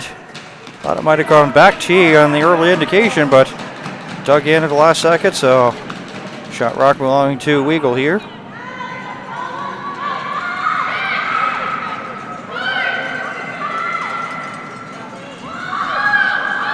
Both teams okay in terms of time, still about 17 and 18 minutes respectively, around that for the team, so seem to be on pace. As we take a look at Alec Cameron here, and in number 6. Light brushing here by Zachernuk and Cox. Well by the Weagle guard. And we'll pick that blue stone out and get a roll. And nice weight there by Cameron, and just like that, defending champs sitting 2 already here, and we're just early in the 6th. Yeah, very well played shot there from Alec, being able to get the takeout, split the house, and leave them sitting 2. This could be a big end for Team Manuel. If they're able to score a crooked number, as you so said, you could really put this game into being a bit out of reach for the Weagle ring and could send you into that C qualifying final.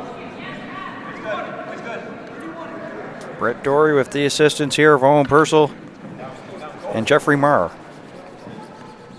Going to sweep right up and get close to that yellow rock, and we'll stop there. So their 3rd shot.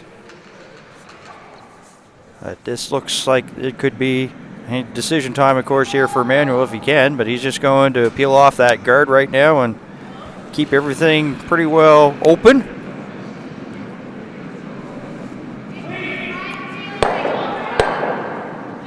Of course, if the folks were with us here for the Caitlin Jones versus Kaylee Notting game, Jones, of course, got a big score and then pretty well, shut things down, and that's what the good teams can do, is pretty well limit the offensive chances here for Graham Weagle, is what could be in play here for Matthew Manuel here. Of course, he has the hammer here in 6, so definitely knows that a 2-point lead, not really comfortable right now, would like to get more on the board. Yeah, and he definitely has the experience as a multi-time provincial champion, being able to get those big points when he needs them, and to be able to shut down games early. If he's able to execute like we all know he can in this end, it would really put this game into a bit of a very high margin to come back from. Not saying it's not impossible, because we have seen it happen in this tournament, especially with the game from Callie Moore, where she came back with 7 points in 3 ends. But against a team like Manuel, who has won this title many times before, it would be a very tough ask. Removes the blue handled stone belonging to Weagle. The shooter goes as well. So they're still sitting 1-2. Manuel is here in the 6th.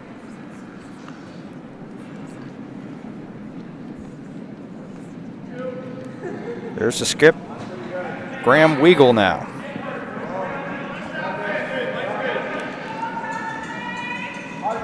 They were just sweeping there just to make sure nothing got under it. Now they're going hard, and this is starting to curl and take off from them. Looks like it will be a long guard, and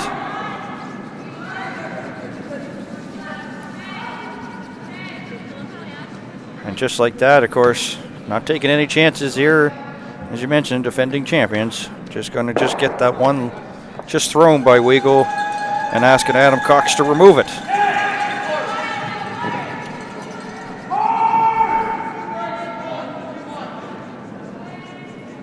Saturnic going for the ride. Cameron doing the work. It's a nose hit. And, wow, you're going well when you actually jam the blue and onto the blue and remove it. But now all of a sudden it's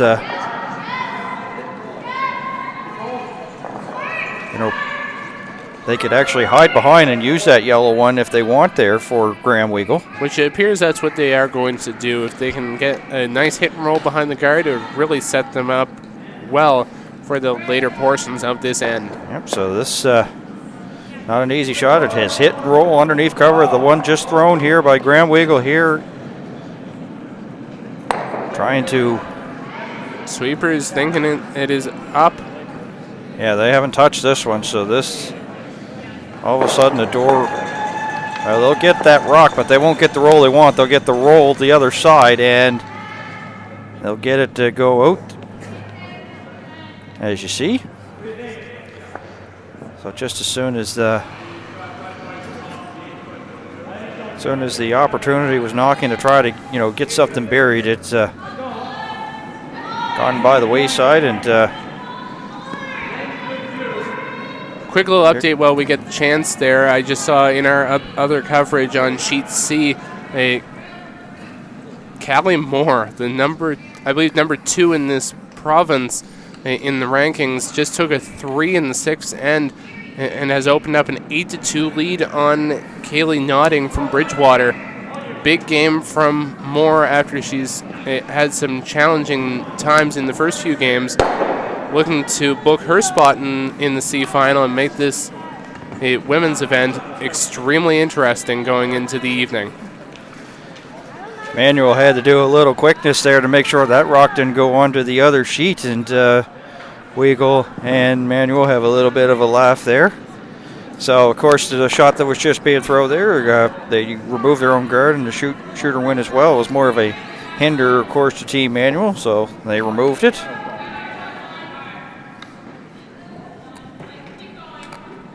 So, looks like we could be in for a blank here. Well, they have one blank here so far. It was in the first end, and right now one yellow lonely stone belonging to Matthew Manuel there in the house right now. As we're into fourth rocks, here's Anthony Purcell. So the teams look like they'll just exchange shots. They'll get a little bit of a roll. Yeah, good result there from Owen. Got the movement over to the center line. They just sit the one. He gets it in a bit of a different area for Matt's first shot. We'll see how he's able to, whether he's just going to pick and roll out or whether it's going to put it in just a different position in the house.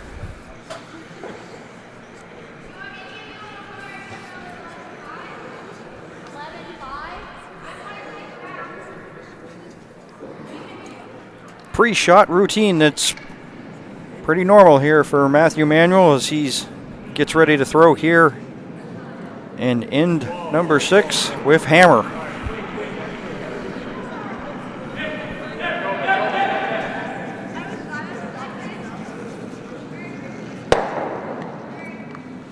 Corner of the rock, and the shooter goes once again.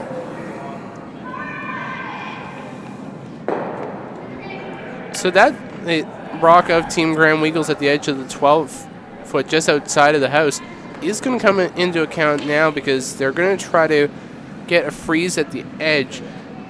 It would make it very difficult to remove without it causing some spillage on the shooter. So if they can get it placed just right, it's going to need to move and be able to get there just perfect. This looks like it's a little hot and heavy. Manuel ready to pounce as soon as it goes over the tee line. Will it dig in to stay, or will this also be another chance here for Manuel to throw it through? No, it's going to go right out, so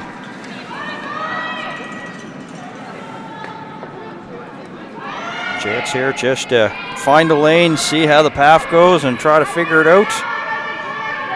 It's the second time he's had this shot, so pretty well the same weight that he did in end 1 he can do here in end 6.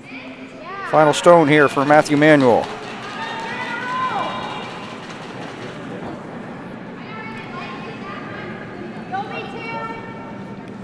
And notice that he went to the other side of the sheet where there's absolutely nothing, but they're not going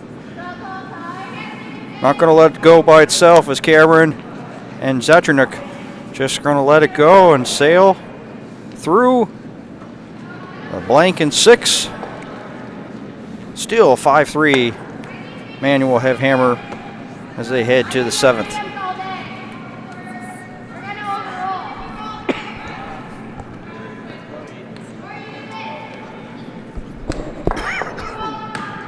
I just saw there over on the game on sheet B, Caitlin Jones, again, a big game here for the opportunity to clinch a spot in the C final. And if she would win that C final, could win the title here today. Just stole 1 in the 6th and take a 6-3 lead over Isabelle Ladouceur from here in Lakeshore. The defending champions playing extremely well. Yeah, they've been cooking with gas pretty well since day number 1. Is Mara going to get it there? Just does. So a long guard.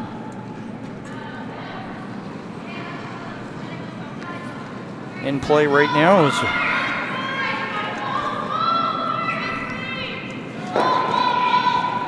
have to say, looking at Matthew Manuel there just a couple seconds ago, not really, I guess you could say a real confident 5-3 lead. So he knows what this team can do. So still pretty well business as usual. Yeah, really you would never see that much of a difference from pretty well poker face. Probably he'd be up by 4 and you couldn't tell the difference. He could be up by 18 and you wouldn't be able to tell the difference, honestly. I've seen he is all business all the time, from the first stone right down through to that final draw on whatever end that may be. Truly a sign of a champion skip. So Jeffrey's going to want to try to get this in behind cover as much as possible here, which is what I believe they're trying to get. They're trying to get behind, across center, behind that yellow, probably top 8 if possible. Well, by the first blue-handled stone, starting to come over, trying to get in behind cover. Looks a little light, and we'll just stop there in the 8-foot area. And easily accessible, as you see.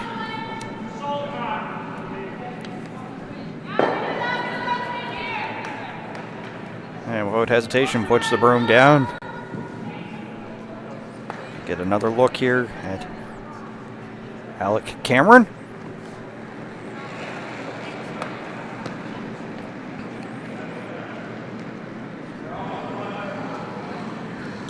So this gives the opportunity that Alec can hit that stone of Team Weagle's in the house, try to get a bit of a roll as far away as possible, keep his in the house and put a lot of pressure on. Well executed. Gets the roll, but goes more towards the open in the 8-foot area. Line 1 nonetheless is Matthew Manuel.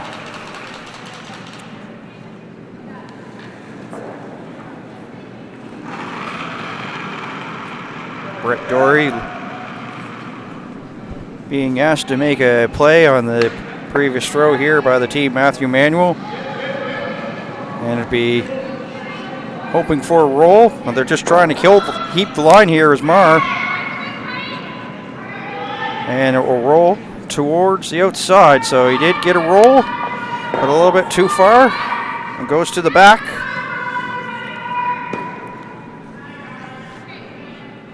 Manuel going to come and take a look at that long guard. And look at that. He says, I just want to get rid of it. Up by 2. Why not? Just get rid of it out of harm's way.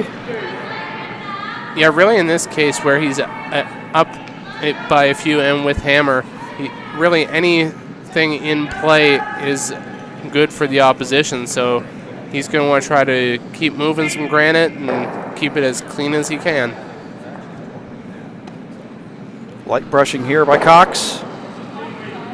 Removes it, and the shooter goes.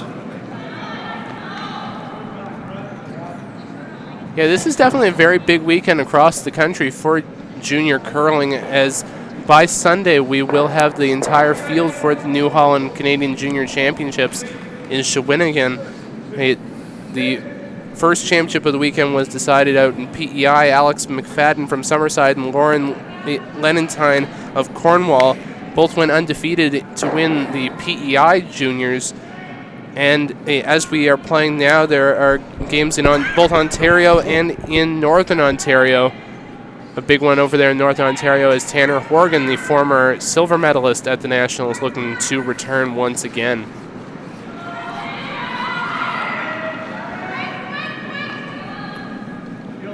So the Peel game once again on here for Manuel. Just before that,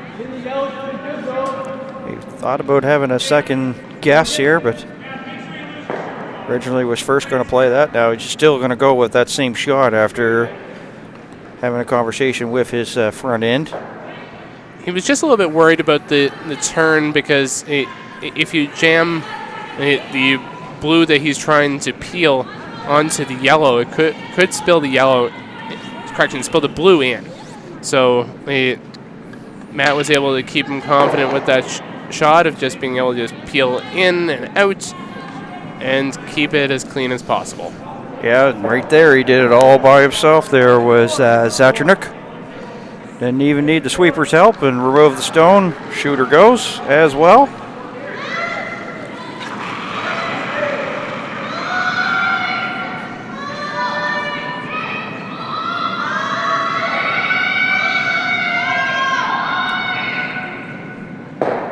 May be crazy, but I think it's close, intense moments there somewhere else on the sheet. Of course, as I said, you're updating everybody on what's going on in the other 3 sheets, and Purcell's going to come out here and try to get a better look at it. He may try to relieve because they're trying to, of course, get it over that hog line, and it has been hogged as it will come up light.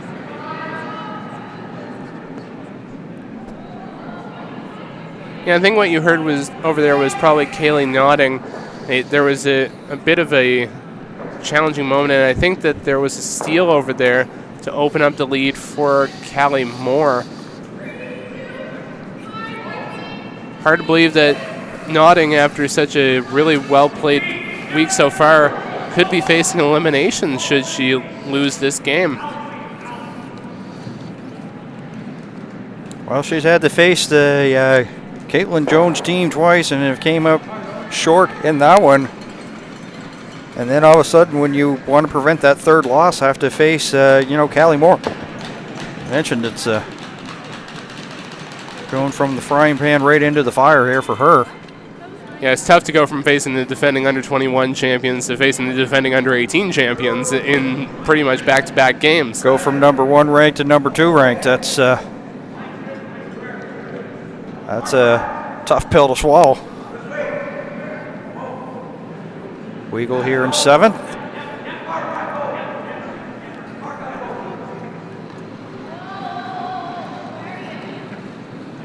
They're going to try to get this as far as they can here. They do. The second shot. But not a lot of stones here, and I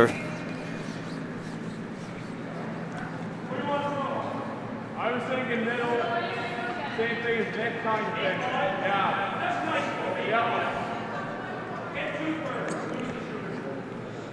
great production work there by Chuck Calder as he had a chance to eavesdrop on the conversation between Cox and Manuel there.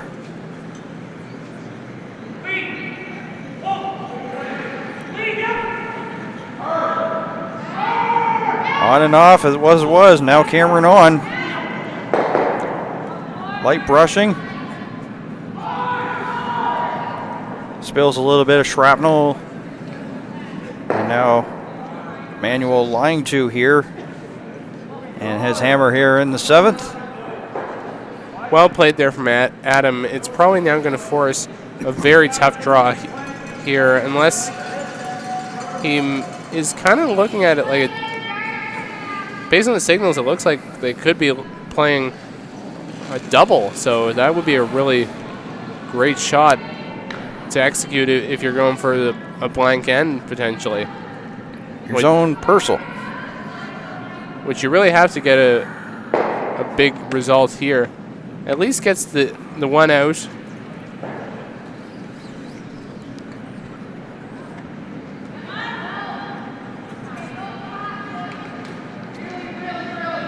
Manuel's going to want to place that just right just to avoid the possibility of a double on Owen's final stone.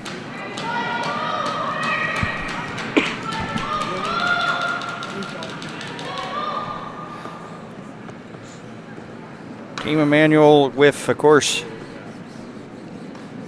a steal in 3 and scored 2 in the 3rd.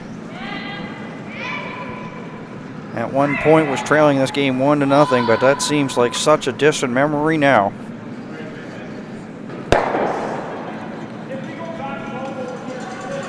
Now, of course, they're looking at it at the hack and having a second decision here, so.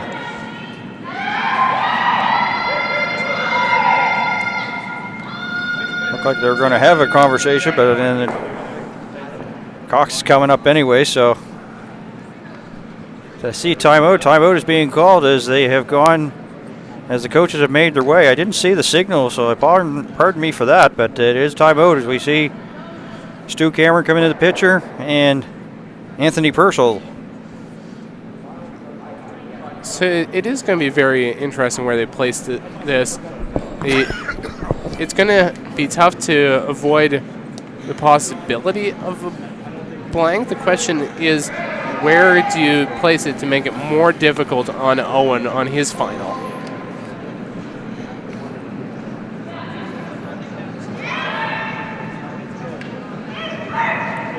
Okay, you put your skipper's hat on. Where would you put it? Just looking at it, I think you kind of need to put it, if I were playing it, probably top 8 on the right. It kind of makes it that it's high enough that you have some separation and it's a sharp enough angle to make it very difficult.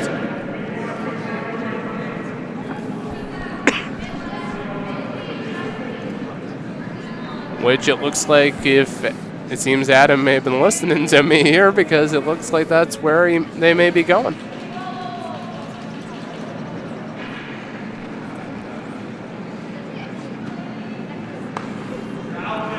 Matthew Manuel out of the Mayflower Curling Club. This front end of Satchernuk and Cameron working on it upon his release.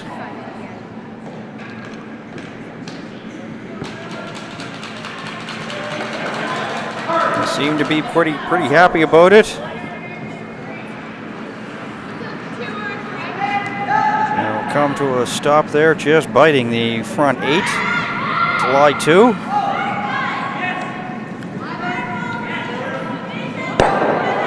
So of course, Weagle now has the decision here which one of those two yellow ones he's going to have to go after, and they've made their decision quickly as we take a look at Owen Purcell here, who throws for Strone. Last rock without hammer here in 7th.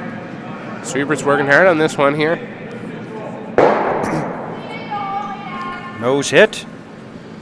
So this is pretty well simple shot. Remove the blue handle stone, and all of a sudden you'll have your 4-point lead again.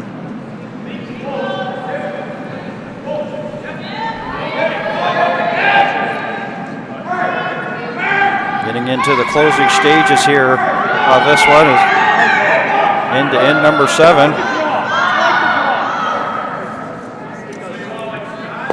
Boy, we talk about how important, like, you know, communication is, and even nonverbal communication.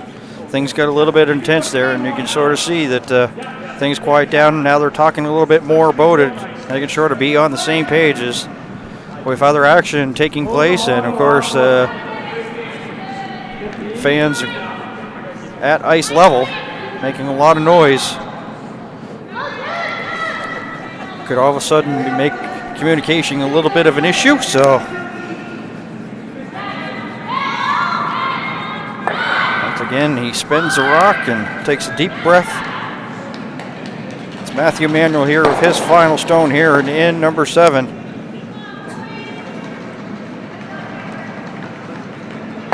And already Cameron and Zatranuk right on it here.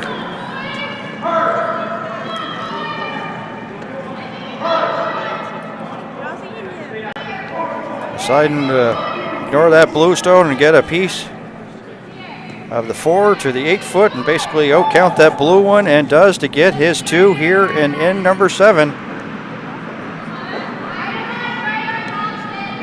To make it 7-3 as we head to the 8. Weagle will have the hammer.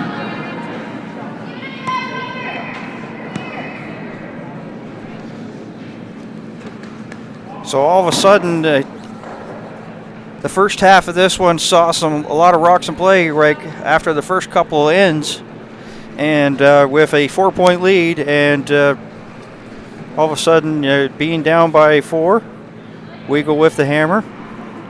So what I'm basically saying is this could be all of a sudden for Team Manuel a peel game.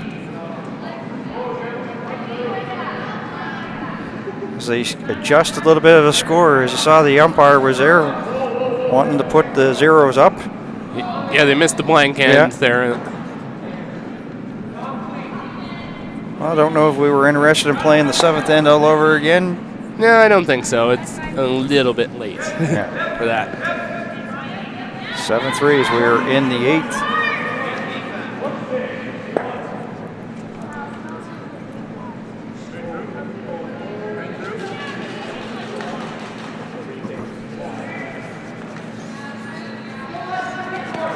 They're just happy to bring this one into the house. Of course, the free guard zone. Don't really want to have anything out there. Less rocks, of course, the better it is for them. So Graham's going to call again for corner guard, like Jeffrey's been playing the whole game. Just if he can place it just right, and then force some pressure on. Weagle needs to get 2 back here at least, and then hopefully go for a steal in the next few ends.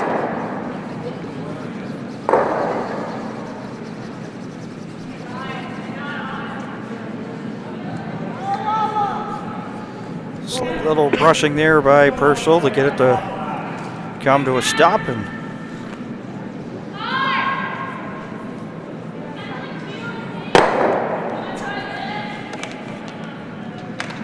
Alec Cameron here in the 8th.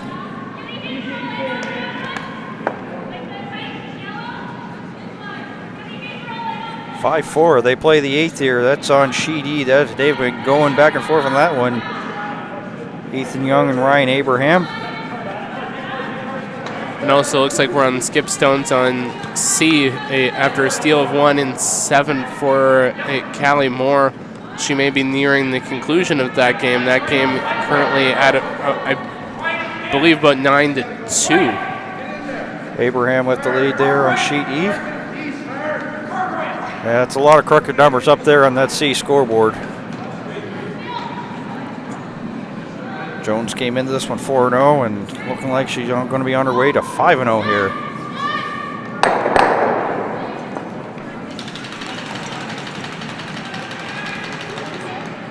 Corner guards being thrown up.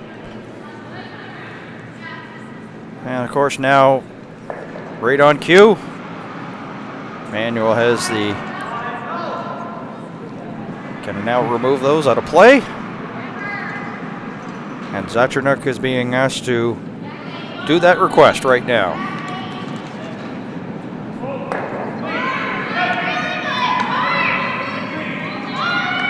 Seeing that Caitlin Jones team, of course, play this morning, it's pretty well what they did. They shut things down pretty well at this point on and really didn't allow, of course, Nottingham to get back offensively. It's pretty well the, same game plan here for the Manuel team. Less rocks, better it is. Don't really want to give this Graham Weagle team much in terms of offensive chances.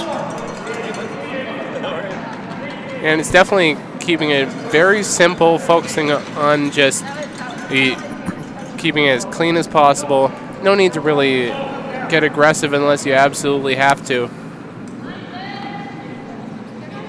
So you'll see a lot of upweight shots. Get some granite moving.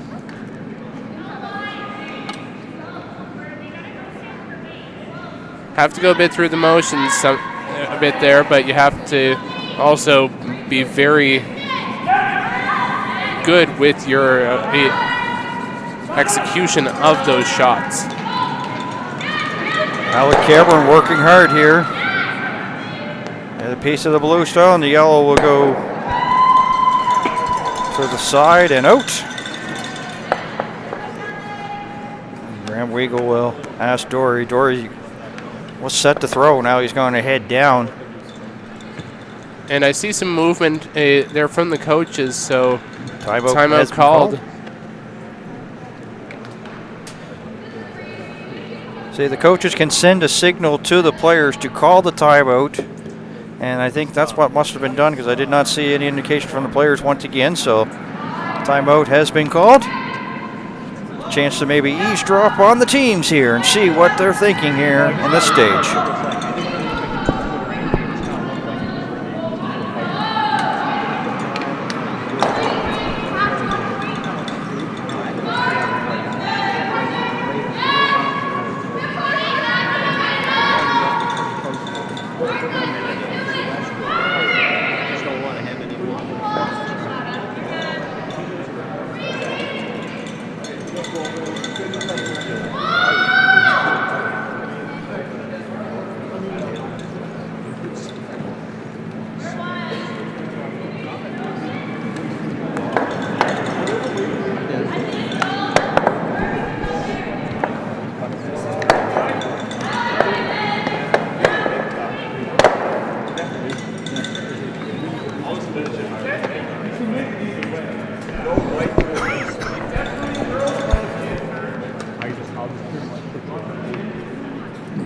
So you're going to see a bit of a more aggressive call, it appears, because the Graham seems to be signaling for, in some way, a freeze to their stone at the back of, the stone team Manuel's at the back of the 8-foot, just into the 12. Oh, appears we have a final on sheet C. Callie Moore picking up the victory over there. The team from the Bridgewater Curling Club, they gave it a solid run and they gave some of the opposition fits here. Ran into a juggernaut known as the Caitlin Jones team, of course, the multiple-time champions there. Lost a couple of them here at the championships and then ran into a hot Callie Moore. 9-2 the final in that one. So that shot there from Brett was really well executed. Now it appears that it's close, but I think they may be sitting shot stone. It's challenging, but you can possibly manufacture at least 2 out of this. They'll have to hope for some mistakes from the Matthew Manuel rink, but that one at the back is not going very far from where it is now. Adam Cox. Could be a little hot and heavy here. That will push that one, and a little separation towards the back.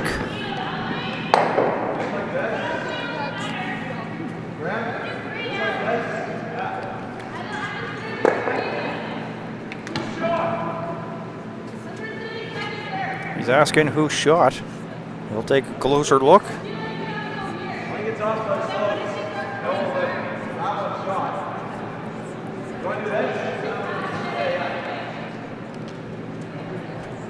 He seems to be saying that he thinks it's that theirs is the closest of the two, but it's very close. So you're going to probably see a Graham throw pretty similar shot, try to come down to that pocket.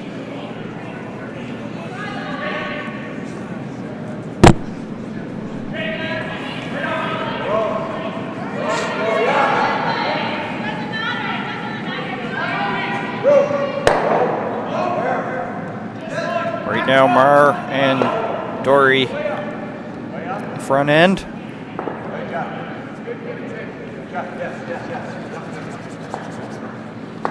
Looks like they will bump their blue one back a bit more. So removes any doubt of who shot rock. It now belongs to the Weagle team.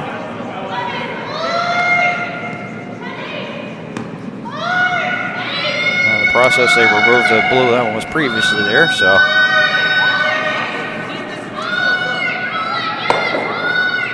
Looks like you'll run this one back here in the hands of Adam Cox.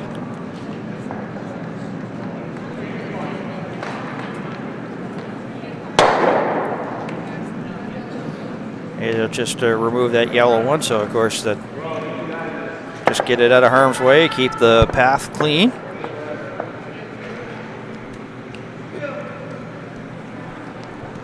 Yeah, so Team Weagle is now going to want to try to.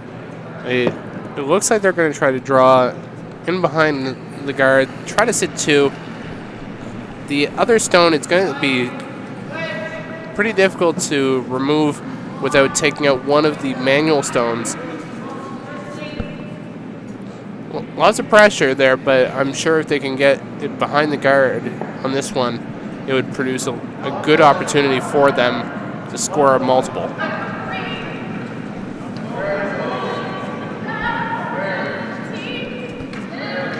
6-5 sheet B. Isabel Lattister giving the defending champions a run for their money. 6-5. They play the 8th. Of course, Jones leading that one, but not comfortably. As that will, Weagle's rock will come to a stop there.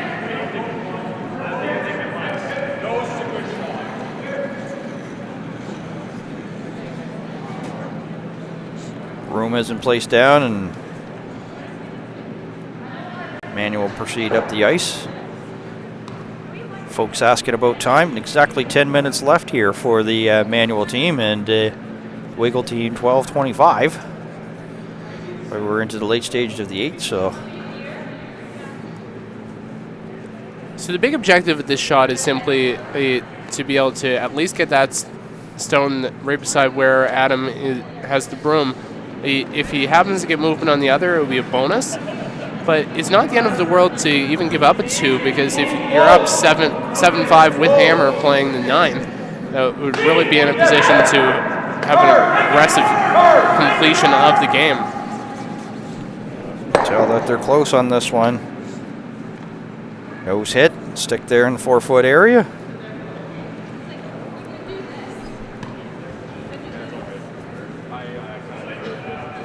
Personal Weagle will map out everything, and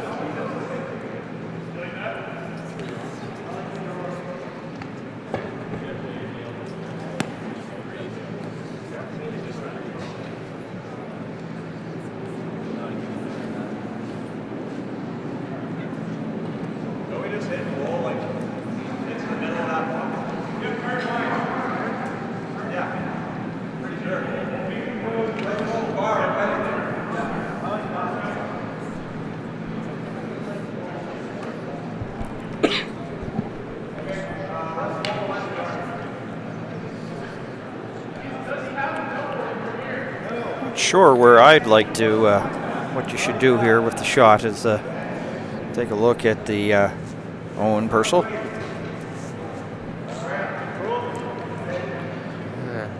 Knowing that, you know, pretty well this Manuel team is, you know, it's got to start to get a little bit frustrating after a while, knowing that they have not really missed a shot throughout the entire game, and trailing by 4, you almost got to start thinking, what do I have to do here to get myself into it? It's a nose hit and the roll.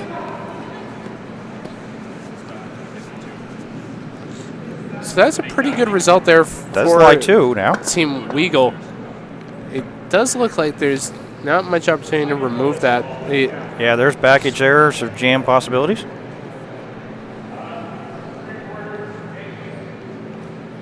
So it does appear, because they are playing onto that stone at the back from what it looks like there, they may be fine with just giving up a 2, because being up with hammer, that would be a much better position with 2 ends left to play.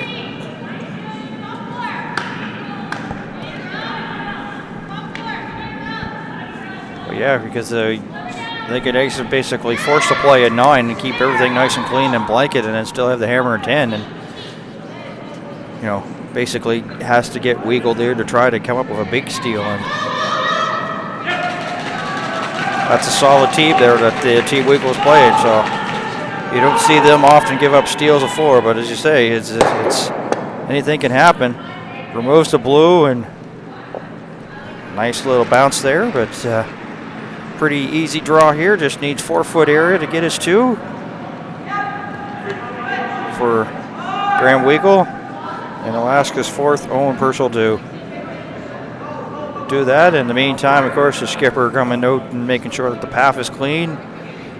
Get a little bit some of these fibers off the brush here as well. So, and of course, slide path getting a little worn down, so things may start to speed up. So you see in the later ends, of course, they'll be doing a lot of housekeeping and make sure that there's no room for errors, and that's the case here. As the final stone here in end number 8. Graham Weagle team out of the Chester Curling Club, with Owen Purcell throwing 4th rock. Needing a piece of the 4-foot to get within 2. Skip Weagle's happy with it, so puts the broom up in the air and gives a slight kiss there to that one that's already sitting there. So 2 points on the board there for Weagle in end 8. Makes it 7-5 as we head to the 9th. So it's going to be very important now for Graham and his team to be able to at least get 1 back here. If they're able to get 1 back, or maybe 2 if they really play it aggressive, they may be able to have a good result once it comes into end number 10. As we've seen this whole event, no lead is safe no matter how big the margin.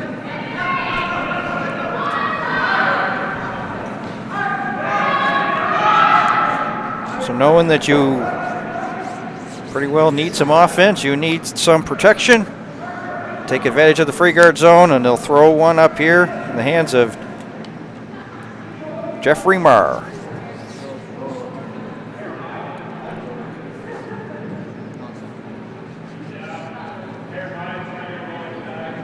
And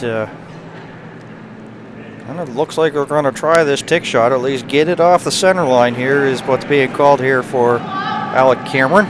Yeah, I haven't seen Alec play as many of the tick shot. That's been more common with a few of the younger teams. But I know that he can execute it extremely well, so we'll see how he can get it here. Looks like it may. You know that Weagle's going to try to put it to the side, but good execution as he pushes that off the center line. So, boy, they show why they're really a tough team to beat with that shot. That's, you know, everybody says, well, it's, you know, it's just a tick shot, but it's like that's not the easiest shot to do. Honestly, the tick shot, as it's come in the past few years has really become an essential of every high-level lead to be able to execute that perfectly. And ever since Lisa Weagle herself, the one who pretty much pioneered the tick shot, he put that into high-level play. It's been what everybody's needed to master, and boy, Alec really played it well, and it resulted in a well-executed tick. See if he's got another one in his arsenal of weapons at his disposal here.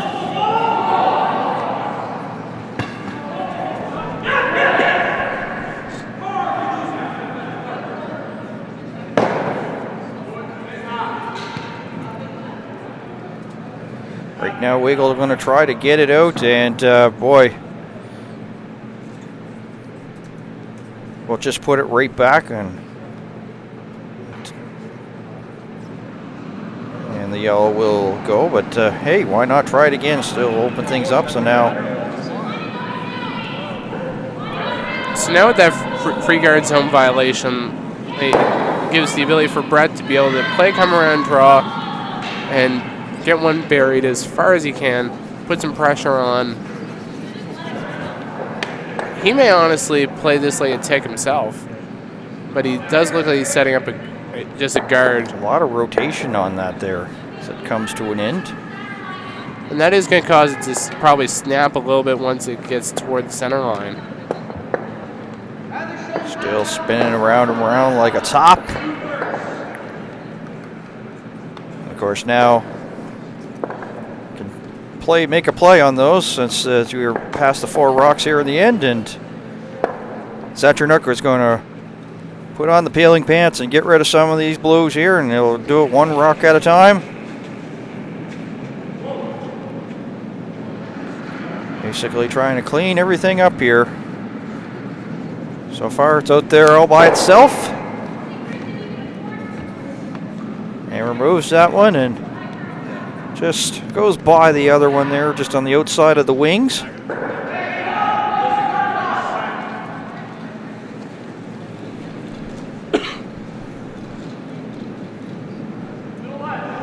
So Brett's probably going to have to repeat that guard again. Gets a lot of rotation there on his throws. I just noticed that just the last couple of ones. And that's pretty common on the ones that do play with the Manitoba tuck style. You see a pretty similar rotation of ones like Mike McEwen, who used that corn broom and the tuck style. So again, it does cause a little bit of extra curl, makes it a bit tough for the line call, but if you're able to predict it well, you can execute. Pretty all similar shot here for Nick once again. Clean for line was Cameron, and let's see the result. Same as last. Bluestone going out.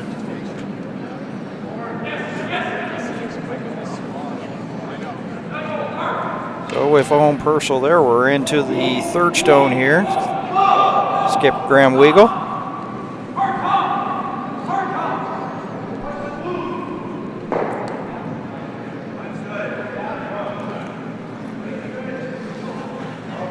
Very well looking to set up some protection, and right now just hoping for a miss, and Purcell's going to come out here, and they're going to have 3 brooms on it, so this looks like it could be well light as Purcell, Dory, and Marr working hard here. Are they going to get it there? No, it's going to come up short. And all of a sudden, now Manuel can get rid of that blue and is already pointed at it, so. Yeah, I think Matt was pretty much licking his lips at that type of a miss there, that once you aren't able to place that guard just perfectly, you remove that guard there, it really makes it extremely difficult to put on any form of offense for the rest of this end. Yeah, because right now he'll have nowhere to hide if they hit this one, and they do. So you see everything's open, just one little rock just outside of the wings.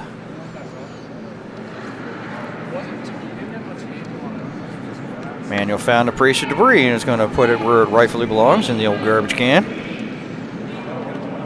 It's funny, in our first draw, one of those old-fashioned corn brooms, it was a hair that was about this long, was actually found right on the sheet. Almost went over into sheet D. They would have picked that up. That would have been disastrous there for teams. Yeah, that probably came from likely some club play before the event. Yeah. And if it did hit something like that, it would really be difficult to recover from it.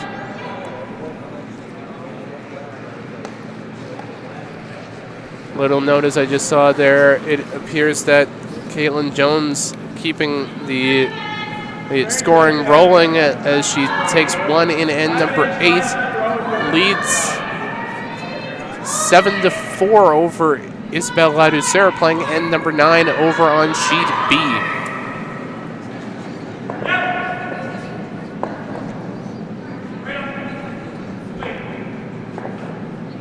Oh, correction, 7-5. Sometimes it gets tough to tell those scoreboards. Well, yeah, like, you know, the curlers will be down there and there will be heads in the way of the certain ones. So 7-5, just to confirm, that's on sheet B. And one final already in the books, 9-2, sheet C. Vince Williams and Bill Fletcher had the honor of calling that one, and it was all Callie Moore. I said it last night in the broadcast with Selena Thompson. I said that Callie Moore, she got down early against Jones and fought back and just came up 2-3 points shy. She's tougher than a $2 steak, and she proved it there in that game against Notting, who was was consistently one of the better teams. But boy, she had her difficulty with Jones, and might have been one of those ones where you all of a sudden on your day you have to face the number 1 and number 2 ranked teams. That's a tough schedule. Yeah, it's definitely a tough ask for a team like Kaylee Notting, but I can definitely see that it's going to be a really exciting match for Callie Moore now that she's advanced on to that C qualifying final.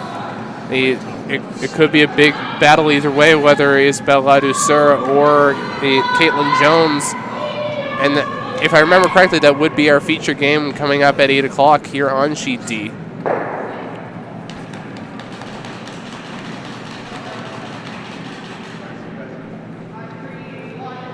Skip rocks here in 9.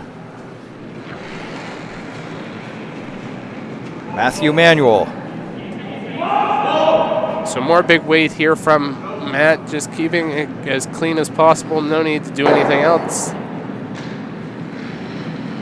Peels the guard.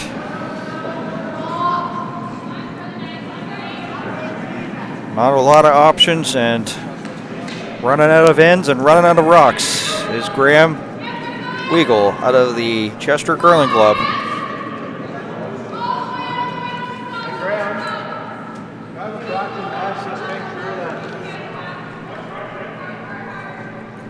Met 2 times this season, and of course it's been split. Each team has gotten 2 wins. This would have been a decisive one, so unless the roof caves in,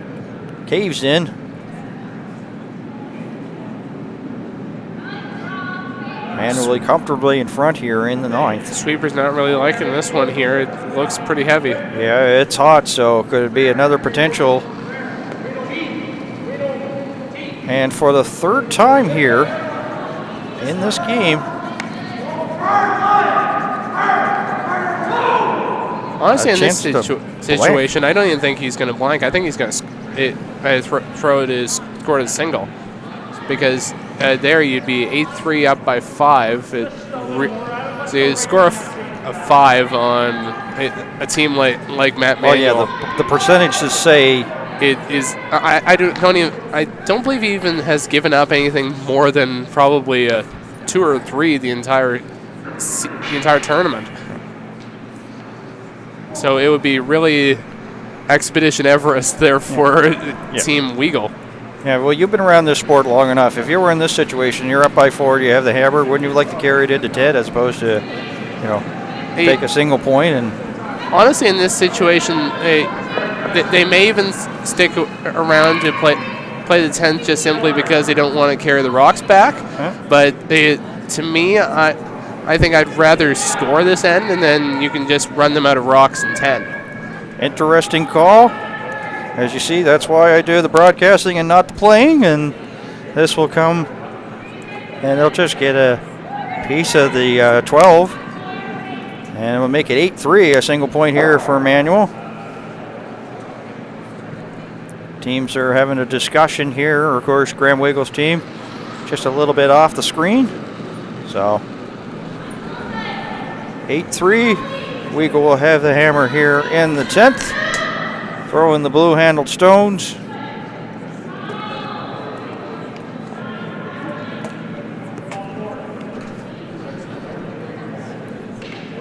Just get so used to, all of a sudden the team, you'd have no rocks in the house to automatically just blanket. Yeah, it can be a bit of a 2 of one, half a dozen of the other type of thing either way.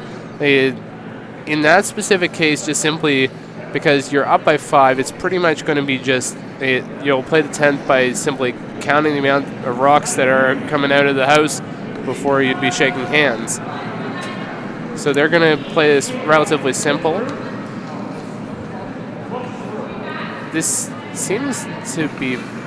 Okay, they are playing it into the house, so that's a bit different than what I thought that they would do. Well, if they put it out there, all of a sudden that's something that Weagle can come from behind and get in behind something, and you are allowed to remove your own guard in the free guard zone. So this way they just keep everything clean, because all of a sudden, right now Mara has to make a play out of it, so nose hit, so they'll just be exchanging shots there and running out of rocks. It appears they're going to though play that corner guard again. The reason why I'm a bit I was a bit puzzled by the stone inside the house. Well, boy, did that ever take off. I'm not sure if that picked up something. That is like, wow, did that ever pick? I think that it had to have been a pick. Because that just all of a sudden took a nosedive. I've been informed we've been saying the score a little bit incorrect. It's 8-5 for Manuel over Weagle. We seem to have missed 2 points there. But yeah, it is 8-5, so down by 3 down by 3 with last rock. And timeout has been called by... Yeah, you see that as a Team Manuel. That 2 in the 5th there, so my apologies on that. That's the one where they went like 2 and 3, so it is 8-5. Pardon us. Yeah, sometimes with these wild scoring games with multiple points, it can get a bit challenging to keep up with it. We appreciate one of our spectators who informed us, just keep our math honest. Yeah, well, the deep... sincere apologies there on that one, folks.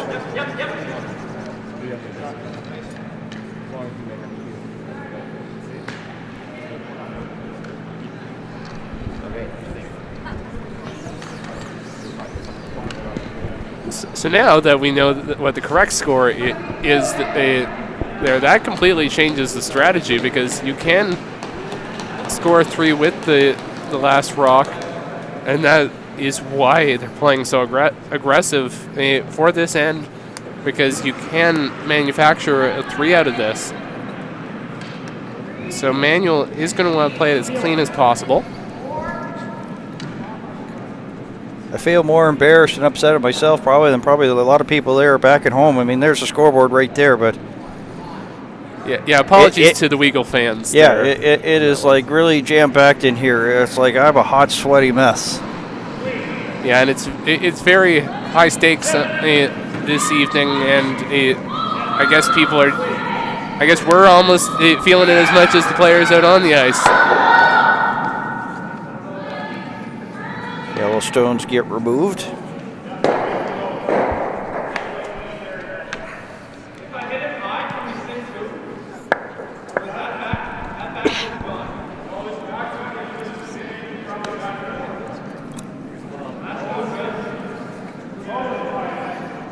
Little note as we see Jeffrey Mar delivering a single point in for Ethan Young out the Mayflower over on sheet E.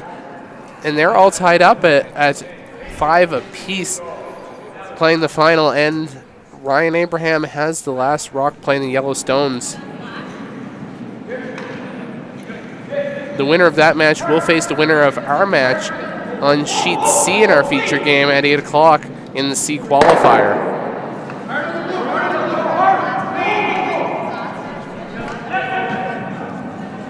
Zatchernuk.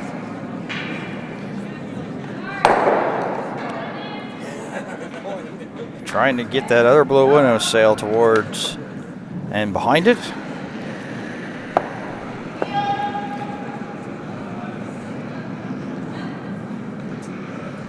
So now Graham's going to want to try to get that placed as far as possible behind. Oh, he's going the other way, so he's going to probably set up another guard.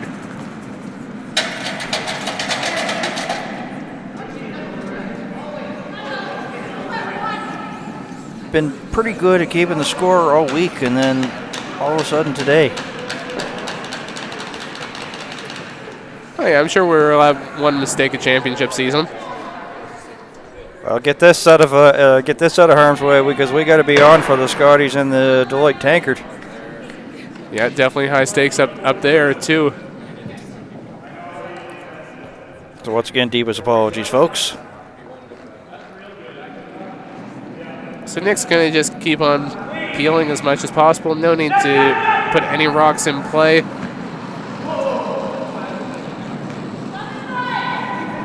Sweeping away and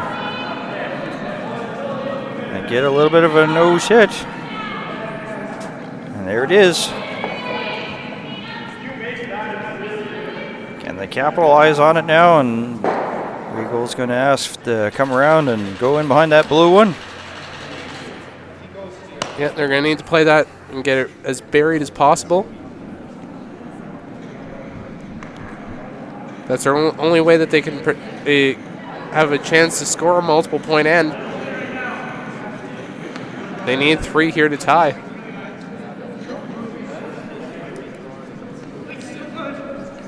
Front end working hard here of Purcell and Marr.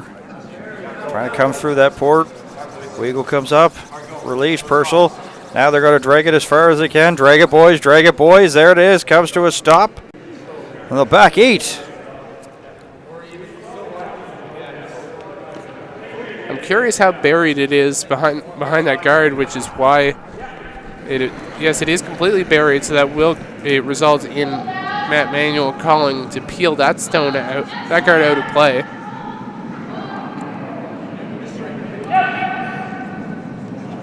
Adam Cox.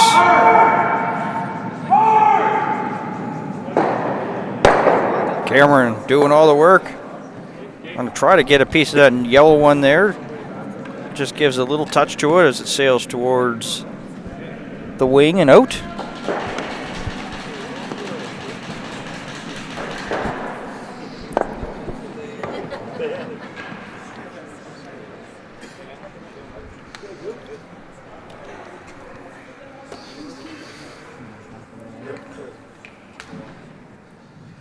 So right now they're into the situation where here for the Weagle team they have to get some of these to start the count.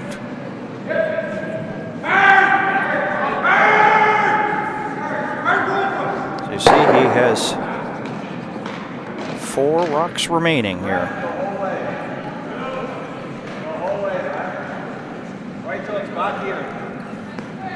He's probably going to want to try to get this placed probably top 12, just enough to get it counting. With that many rocks, okay, he's going a little bit deeper than I thought. So, looks like he's, right on the button. A little bit further than I thought, simply because there is the possibility that you could have a thin double and take that out, which is what he's looking at as a possibility. That was beautifully placed. The only way really some of us could actually get it be beautifully that place is just pick the rock up and then drop it down there. For sure, it was excellent execution. That on that shot. But again, an opportunity for Adam to play a hit on that, at least potentially maybe even a double.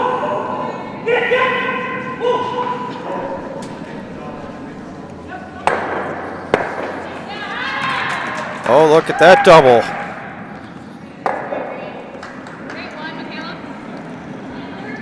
Oh, it's pretty simple here. He's got 3 rocks remaining, and he has to make all 3 of them count.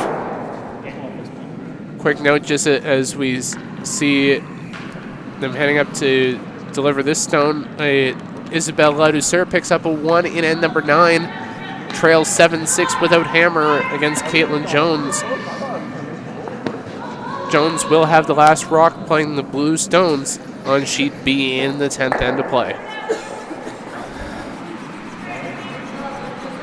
So it could be exciting there, Dan. We could see a potential for almost a championship match here tonight. Yeah, she's been...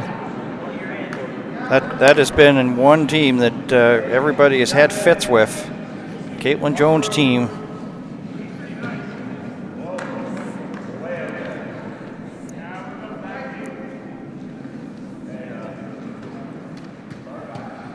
Light brushing here. Trying to get as far back as they can. Yeah, well, they definitely need it in the rings, and they'll push it towards just beyond the edge of the 8 and 12 foot. So pretty simple task now. Make it go away, and it's over.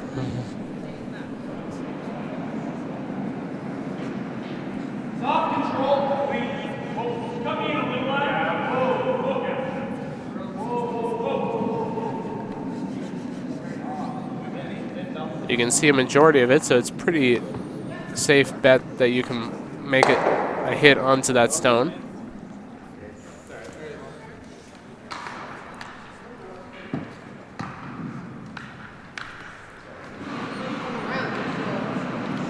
Both teams came into this one 4-1.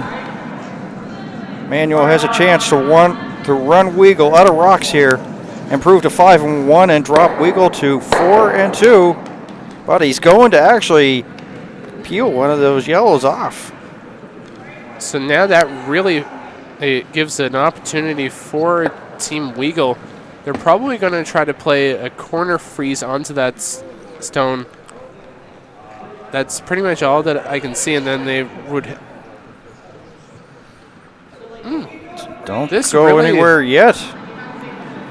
This really is intriguing, because I wouldn't be hitting on this stone. I'd probably be trying to play a low weight hit on the second stone.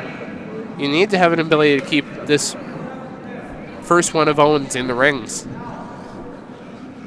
and have some backing so that if you happen to have a Team Manuel try to take it out, you would have some room.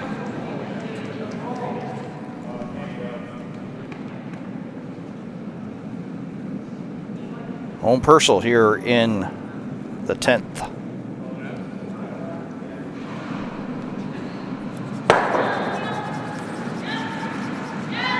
That goes out. That will probably be handshakes, and it is.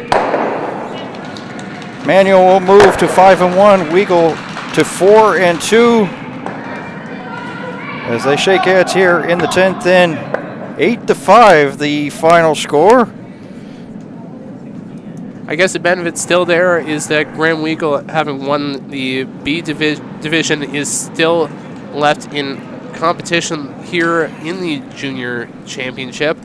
He will probably, should Manuel win the C division, he would have to defeat Manuel twice, which 2 occasions already, it's been a challenge for the Weagle rink, but well played, Manuel.